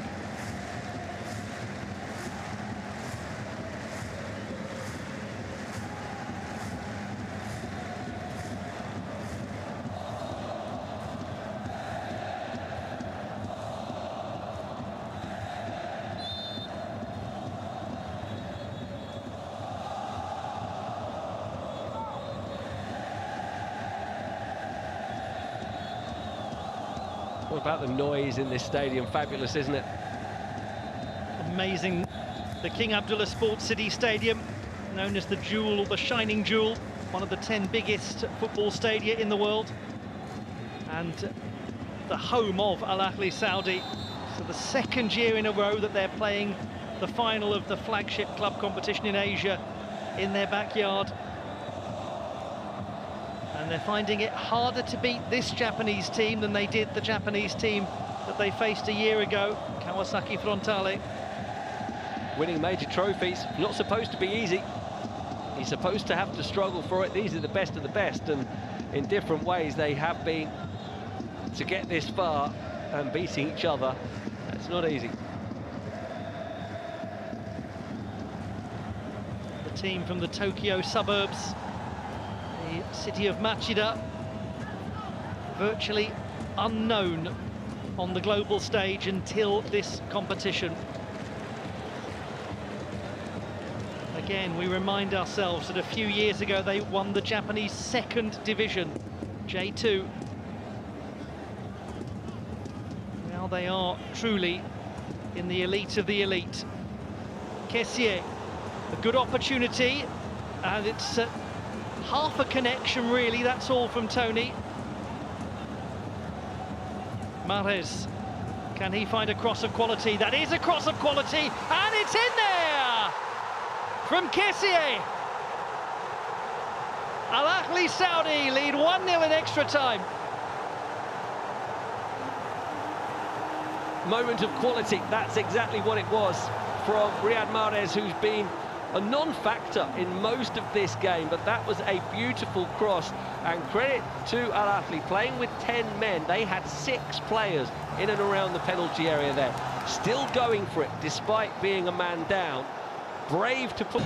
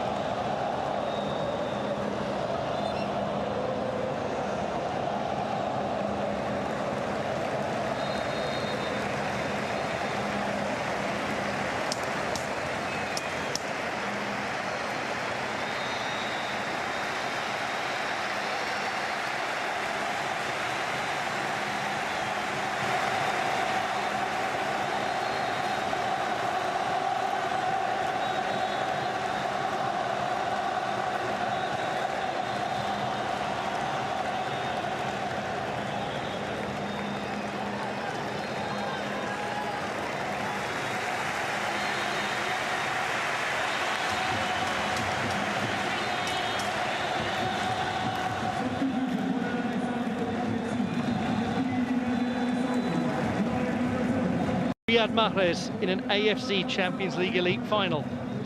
Well, maybe you did imagine it. You know, these elite athletes, they like to predestine things, don't they, and manifest future success. But yeah, great moment for the 24-year-old. As you say, he's not a novice. It's his 9th appearance in the competition this season. And that's what they need to do. Good work by the other substitute, Sulaiman. When you get the ball, keep it, win a throw-in if you can, or a free kick. Takes time off the clock. Ticking away now. Only just over 6 minutes left.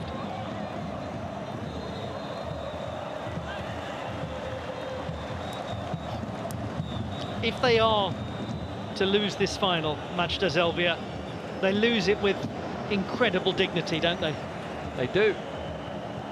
It's again reminiscent of Atletico Madrid. I've spoken about that over the last couple of games. Similar style, similar all together, all in it, in the same way, on the same page, philosophy. They got to the Champions League final against Real Madrid, the European UEFA Champions League final, and lost it agonizingly. And they came back stronger.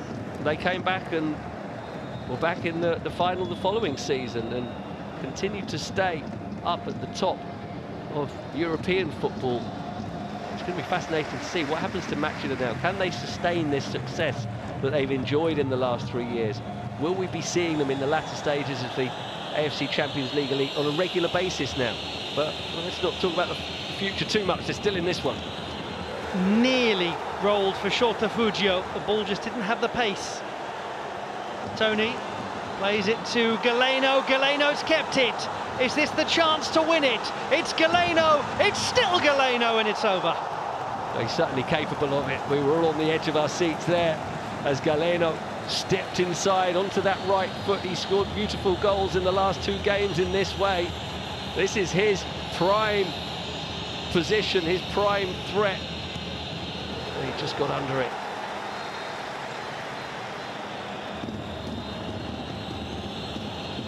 Shimoda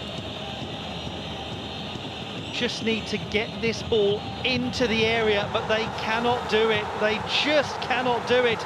And that was the goal scorer Faraz Al-Buraikan playing at fullback. And celebrating in the same corner that he celebrated his goal.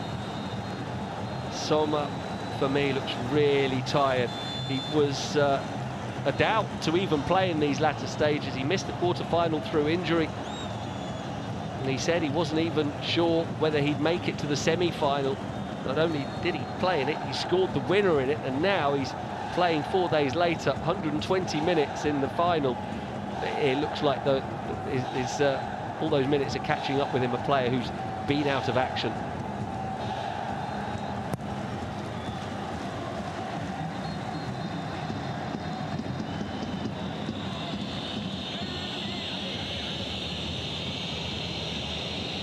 Making a huge run forwards in the fullback position was Henry Hiroki Mochizuki. He's still out wide, but Mai plays the ball across the area. Soma, what's he got left in his legs? A tired finish. Again, you can understand the decision to shoot. They're not going to have many chances now, so when you get the ball within shooting range, yes, go for it, but he didn't have the control. And they're nearly there. There will be time for maybe 1 or 2 more attacks for Machida. Is that for Mendy for time wasting? I think so. The yellow card for the captain, goalkeeper. Talking of goalkeepers, I wonder if we're going to see my favourite thing in football is when a goalkeeper comes forward trying to score a last-minute equaliser. If Machida get a set piece or a long throw, will Kosai Tani go up? Always great fun. It's going to be a Machida Zelvia ball. There will be a little time to play further at the close of the 120 minutes. Yeah, we've had a couple of substitutions, so maybe a minute. Not much more than that, though. It seems as though it is virtually done. Yeah, it virtually is done. But now they've just got to finish the job. They might get another yellow card for time wasting, but they really won't care about that. And what a response by Al Ahli Saudi to the red card given to Zakaria Al-Hossawi. It changed the game for a moment, more than a moment, but without really clear opportunities for Machida Zelvia. We've got a flashpoint here as well. Don't think there's any need for cards to come out. It's just a good battle for the ball. Tony pulling Daihatsu away and then getting tangled up. But yeah, there should be enormous relief for Al-Hossawi after getting himself sent off. Shimoda, can they get the ball into the area? This time they have, but oh, it's been lost by the goalkeeper and not put in. I don't think Mendy had a clue where that ball was. No, not at all. He came for it, tried to catch it, should have maybe fisted it away. Needed the defender behind him. Another ball in. Mochizuki can't get high enough. It was always curling away, and time is ticking away. And Machida Zelvia are facing a rare loss in this competition.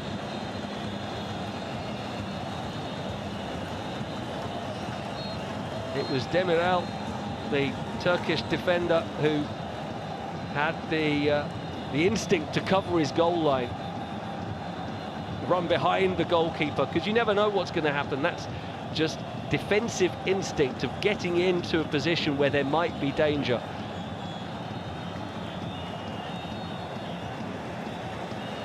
Two additional minutes are to be played, and we're also going to see Ricardo Matias, the teenager from Brazil.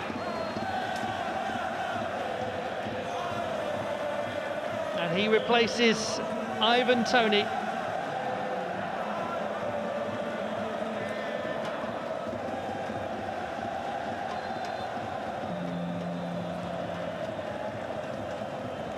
Probably not much for him to do, just maybe chase down a loose ball or two. They're very nearly there. 60,000 fans inside the stadium and millions more elsewhere watching at home. We'll be celebrating back-to-back continental crowns for Ahli. Machida Zelvia hopefully trying to get control of the ball, but that's brilliantly done by the game changer and the match winner as things stand, Firas Al-Buraikan.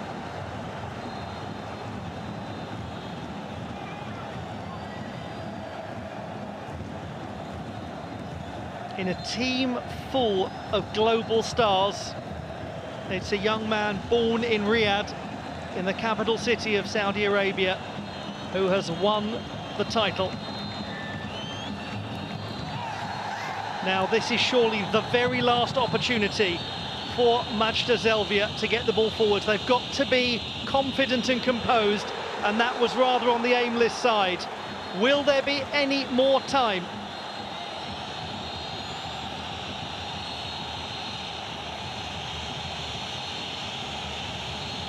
Looks like there's going to be 1 more minute. We've had the 2 that were signalled, but since then a substitution, so last attack. Headed away with ferocity. Back with Machida Zelvia for one last chance to keep their fairy tale going, to keep alive this improbable dream. Soma, it's going to be cleared.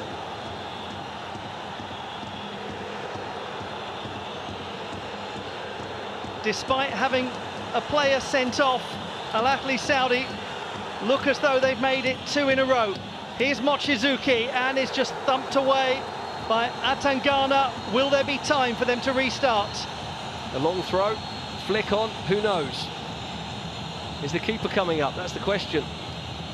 It's going to be Kotaro Hayashi with one... No, he's gone short this time. Unexpected. It's now or never. It's now or never, and it's been blocked. Mendy's going to have to get near this. Chaos at the close of play. Galeno to try to take it away. That's it. 2 in a row for Ahli Saudi. The Giants of Jeddah defend their title. It's their home, it's their city, and they were not going to be beaten, even with 10 players. And quite fitting that the game ended with a heroic block by Roger Ibanez, who put his head in the way of a thunderbolt shot to prevent it getting towards goal. That sums up how they played today. They had to work so hard for this. They've got all the talent in the world, they've got gifted individuals, but if they had not worked hard, if they had not played with intensity, with physicality, sweated everything they had to give for their cause, they would not be celebrating now. That's what you need to succeed at elite level. Yes, you've got to be great at what you do, you've got to be technically good, but you've got to be prepared to work. And Ahli, to their great credit, were prepared to do that today against a worthy opponent and give us a worthy final. At full time in the King Abdullah Sports City Stadium in Jeddah, after extra time, it finishes Ahli Saudi 1, Machida Zelvia 0. 2 in a row for Ahli Saudi.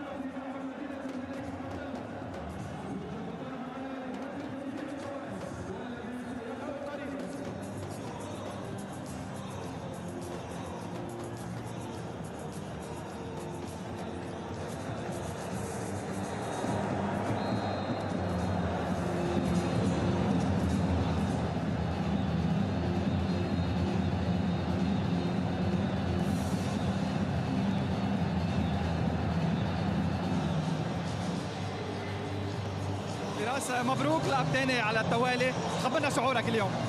والله شعور لا يوصف، ولا اقدر لك اوصف لك شعوري الحين، لكن يا ربي لك الحمد.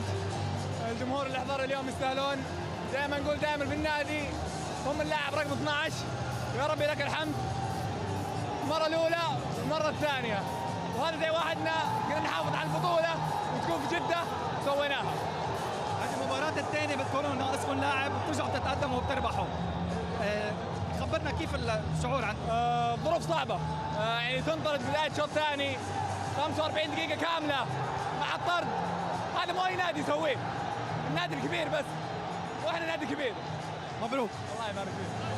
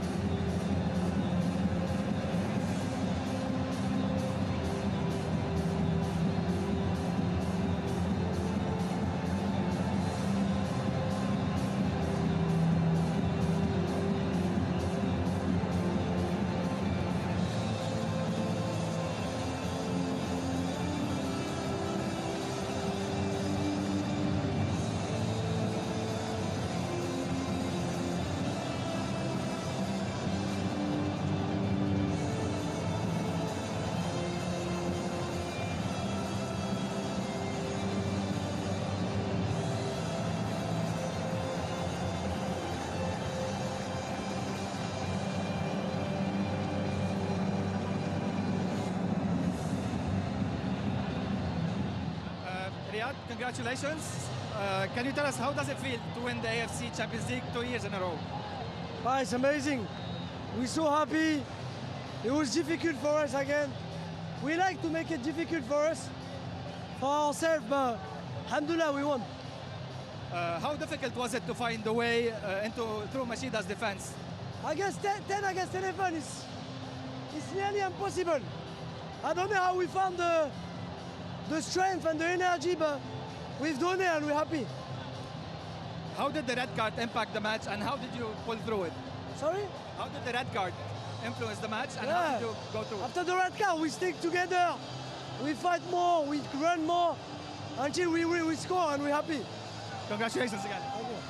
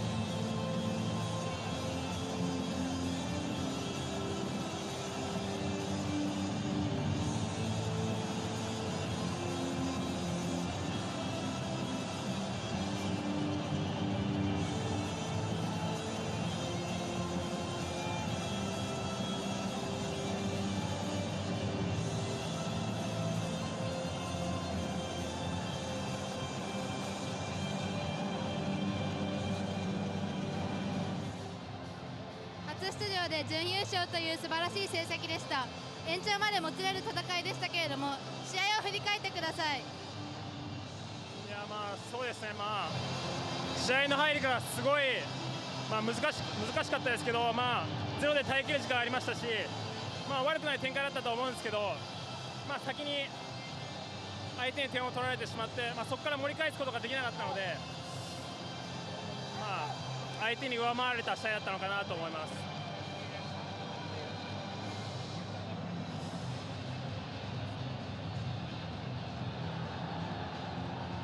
試合直後ですけれども、次に優勝するためにチームとして積み上げたいことや必要なことあれば教えてください。そうですね、やっぱこの大会を通して、ゼロでいくことは多かったので、守備力は割とあったと思うので、そこは、よりもっと強化していく必要はあると思いますけど、それよりもっと攻撃力っていう部分でもっと相手を上回る得点力っていうのを、磨いていくことがこの先優勝する、一つの方法なのかなと思います。今日も現地日本でもパブリックビューイングで1000人ぐらいのサポーターが集まってくれました。最後に町田サポーターに向けて一言お願いします。そうですね、まず現地で応援してくれたサポーター、そしてパブリックビューイングで応援してくれてるサポーターで、ダゾーンを通して見てくれてるサポーター、本当その全ての人たちの応援があってこの舞台まで来れたと思うので、本当彼らの思いを背負ってこれからも頑張っていきたいなと思います。ありがとうございます。ありがとうございます。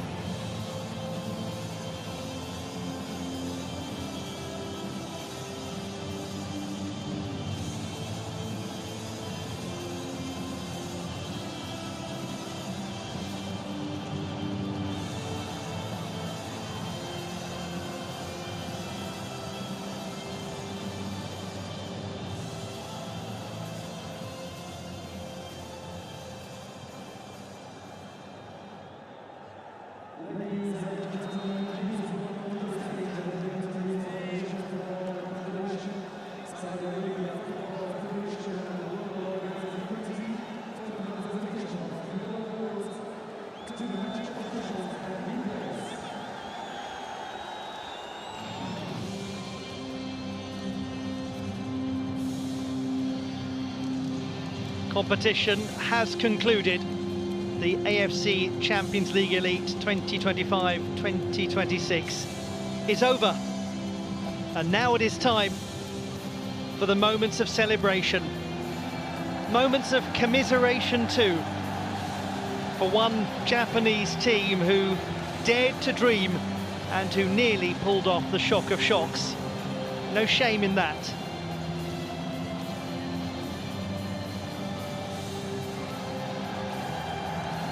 The presentation of the trophy, Taysir Al-Jassim, an absolute legend of the game in this part of the world, a former captain of Ahli, 130 plus appearances for the Saudi Arabia national team.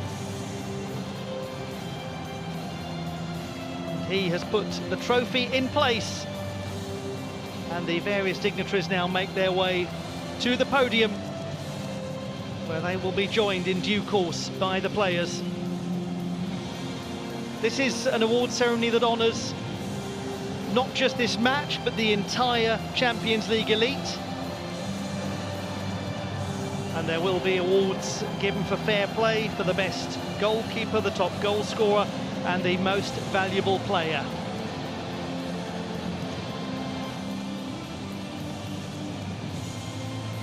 For even though only 2 teams can ever make it to the final, there is an entire continent creating some of the most entertaining football out there.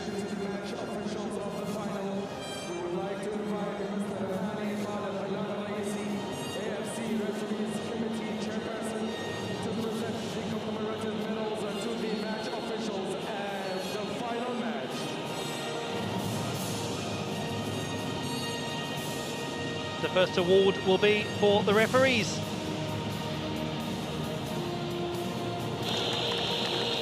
Congratulations to this team led by Tantashev Ilguz of Uzbekistan.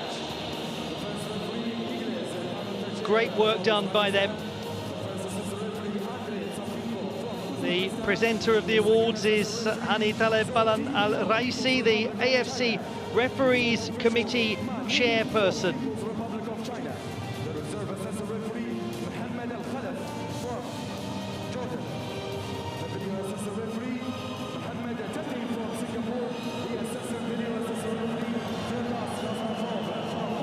Tantashev Ilguz, the referee. Andrei Tsapenko, also from Uzbekistan, joined by Zhou Fei and Ma Ning from the People's Republic of China. Mohammed Al-Khalaf, the 5th official. Video review officials, Mohammed Taki of Singapore and Nursafarov Firdavs of Uzbekistan.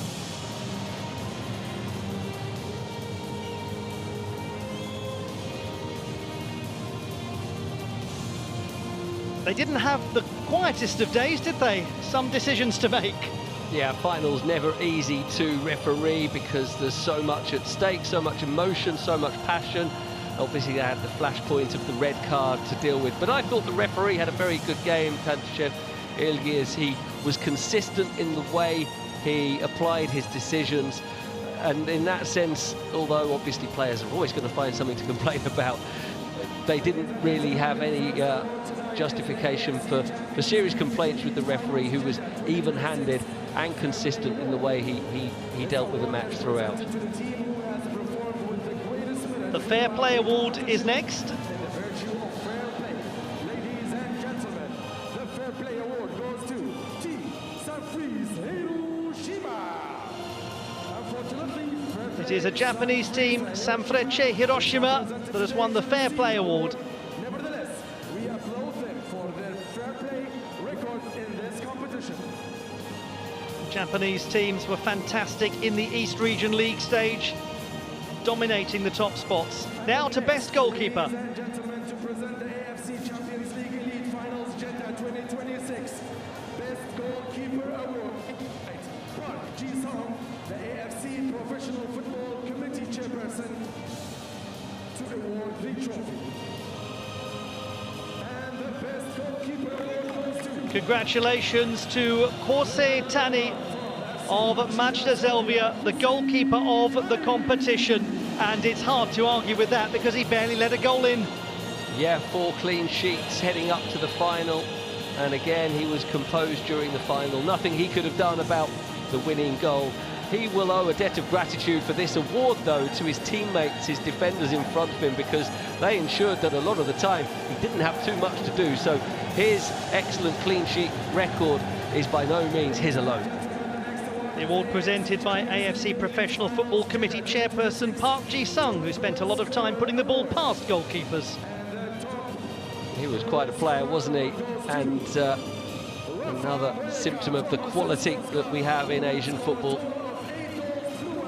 Rafa Mujica of Al Sadd, 8 goals, the top scorer.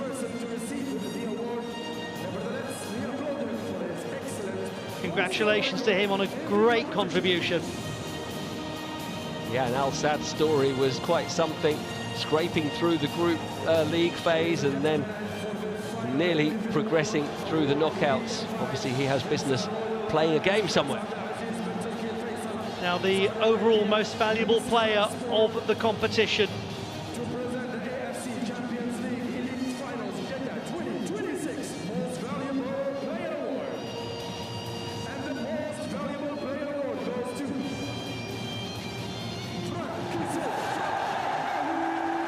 So the roar of the Al Ahli Saudi fans. Frank Kessié, their vice-captain, is the winner of the Tournament Most Valuable Player Award, having set up the only goal of the final.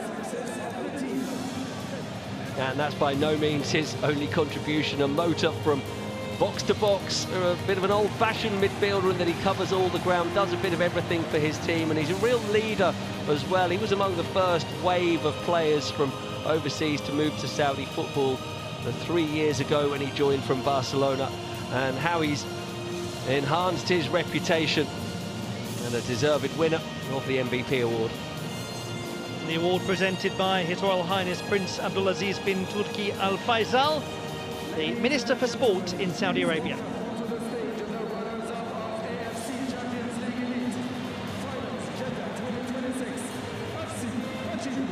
And to the runners-up. And let us remember that this has been an extraordinary accomplishment by an extraordinary group of players.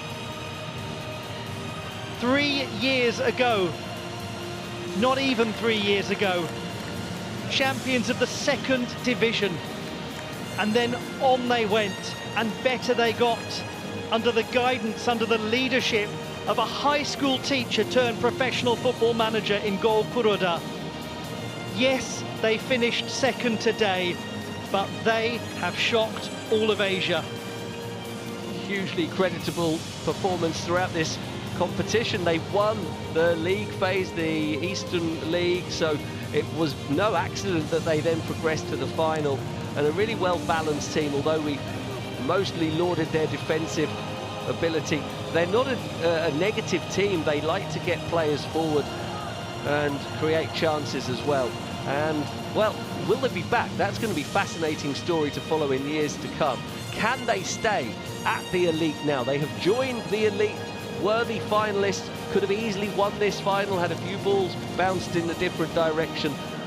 But for the future, they're set up now. The club is set up to stay there, especially if Gol Kuroda stays. He's the architect, of course. A new name at the top table of Asian football.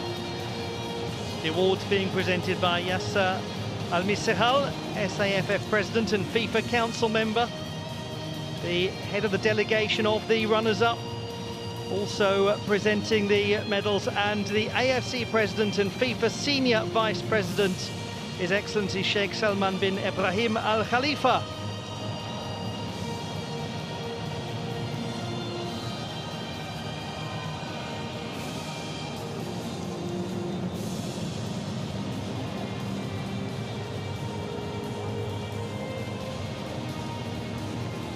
They've done fantastically. Gol Kuroda and his players. But now the cheers get louder and louder. Riyad Mahrez said he thought it was almost impossible to find a way through Machida Zelvia, and that the red card actually galvanised the team, made them run harder and work harder and fight harder. Well, by that stage they already knew how difficult it was going to be to win this game, but when you go down to 10 in a final, that really does concentrate your focus and make everybody on the field realise we've got to play a part. Nobody did that more for me than Galeno, the left winger. He played as a left winger and a left back at the same time for the last stages of this game, and it was Mahrez, of course, who played the biggest part in unlocking that defence that seemed impenetrable, but his excellent cross was eventually turned home by Faras. But so many players played a part. Demiral and Ibaniev were excellent at the back today. Kessié, as we've already said, up and down the field, covering every blade of grass, and it really was a team effort. It had to be. You could only beat Machida Zelvia if you all work together and all commit fully to your cause. We acknowledge the substitutes who didn't play: Abdulrahman Al-Sambi, Abdullah Abdo, Eid Al-Muwalad, Mateus Gonçalves, Mohamed Abdulrahman, Mateo Dams, Saleh Abu Al-Shamat and Yazan Madani. They all get their medals as well, and huge acknowledgement too for the manager. Matthias Jaisler becomes the only coach to win consecutive AFC Champions League crowns. Well, when Al Ahly had won it back-to-back a couple of decades ago, they had different managers for those 2 seasons, so nobody has done before what this 38-year-old German has done in leading a team to consecutive Asian titles.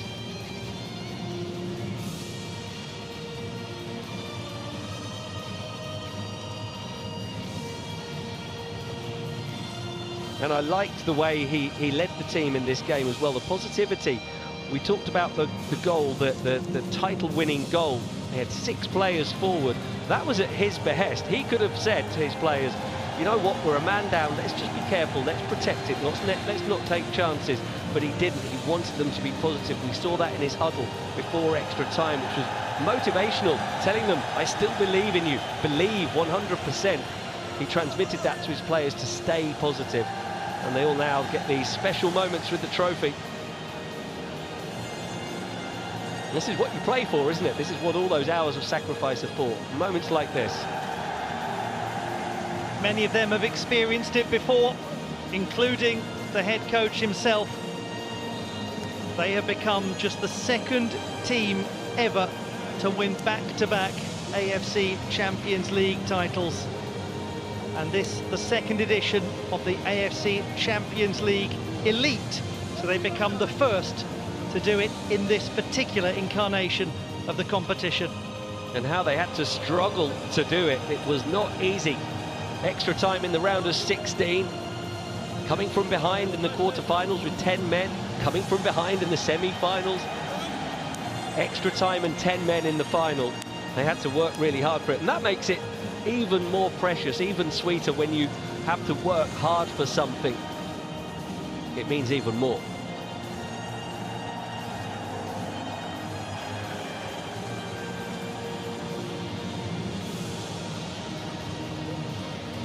It's so close, they can almost touch it. And now they're going to do it. The trophy lift is here.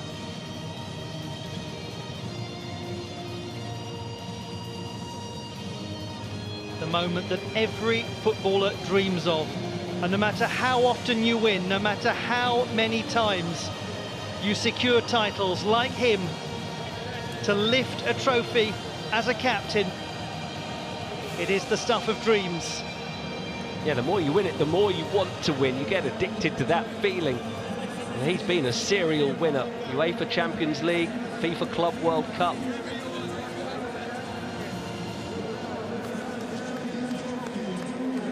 It's all very calm now. The atmosphere is about to change. His Excellency Sheikh Salman bin Ibrahim Al Khalifa, the President of the AFC and FIFA Senior Vice President, hands the trophy to Edouard Mendy.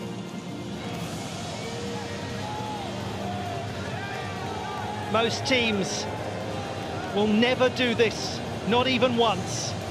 This team cannot stop doing it.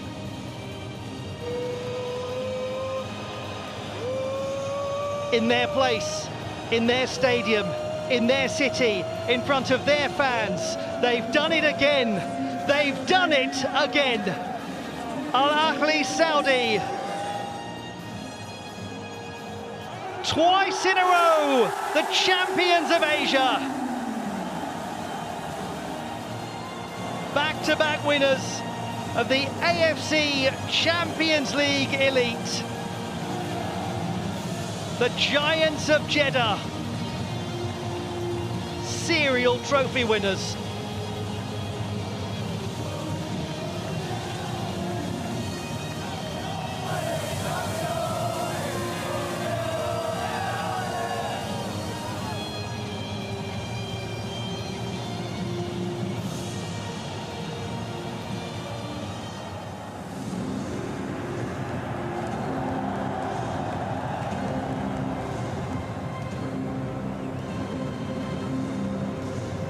Fireworks and fanfare, the competition has concluded. The AFC Champions League Elite is over, and it has ended the way last year's ended, with Al Ahli Saudi taking the title in front of their home fans. Champions once again.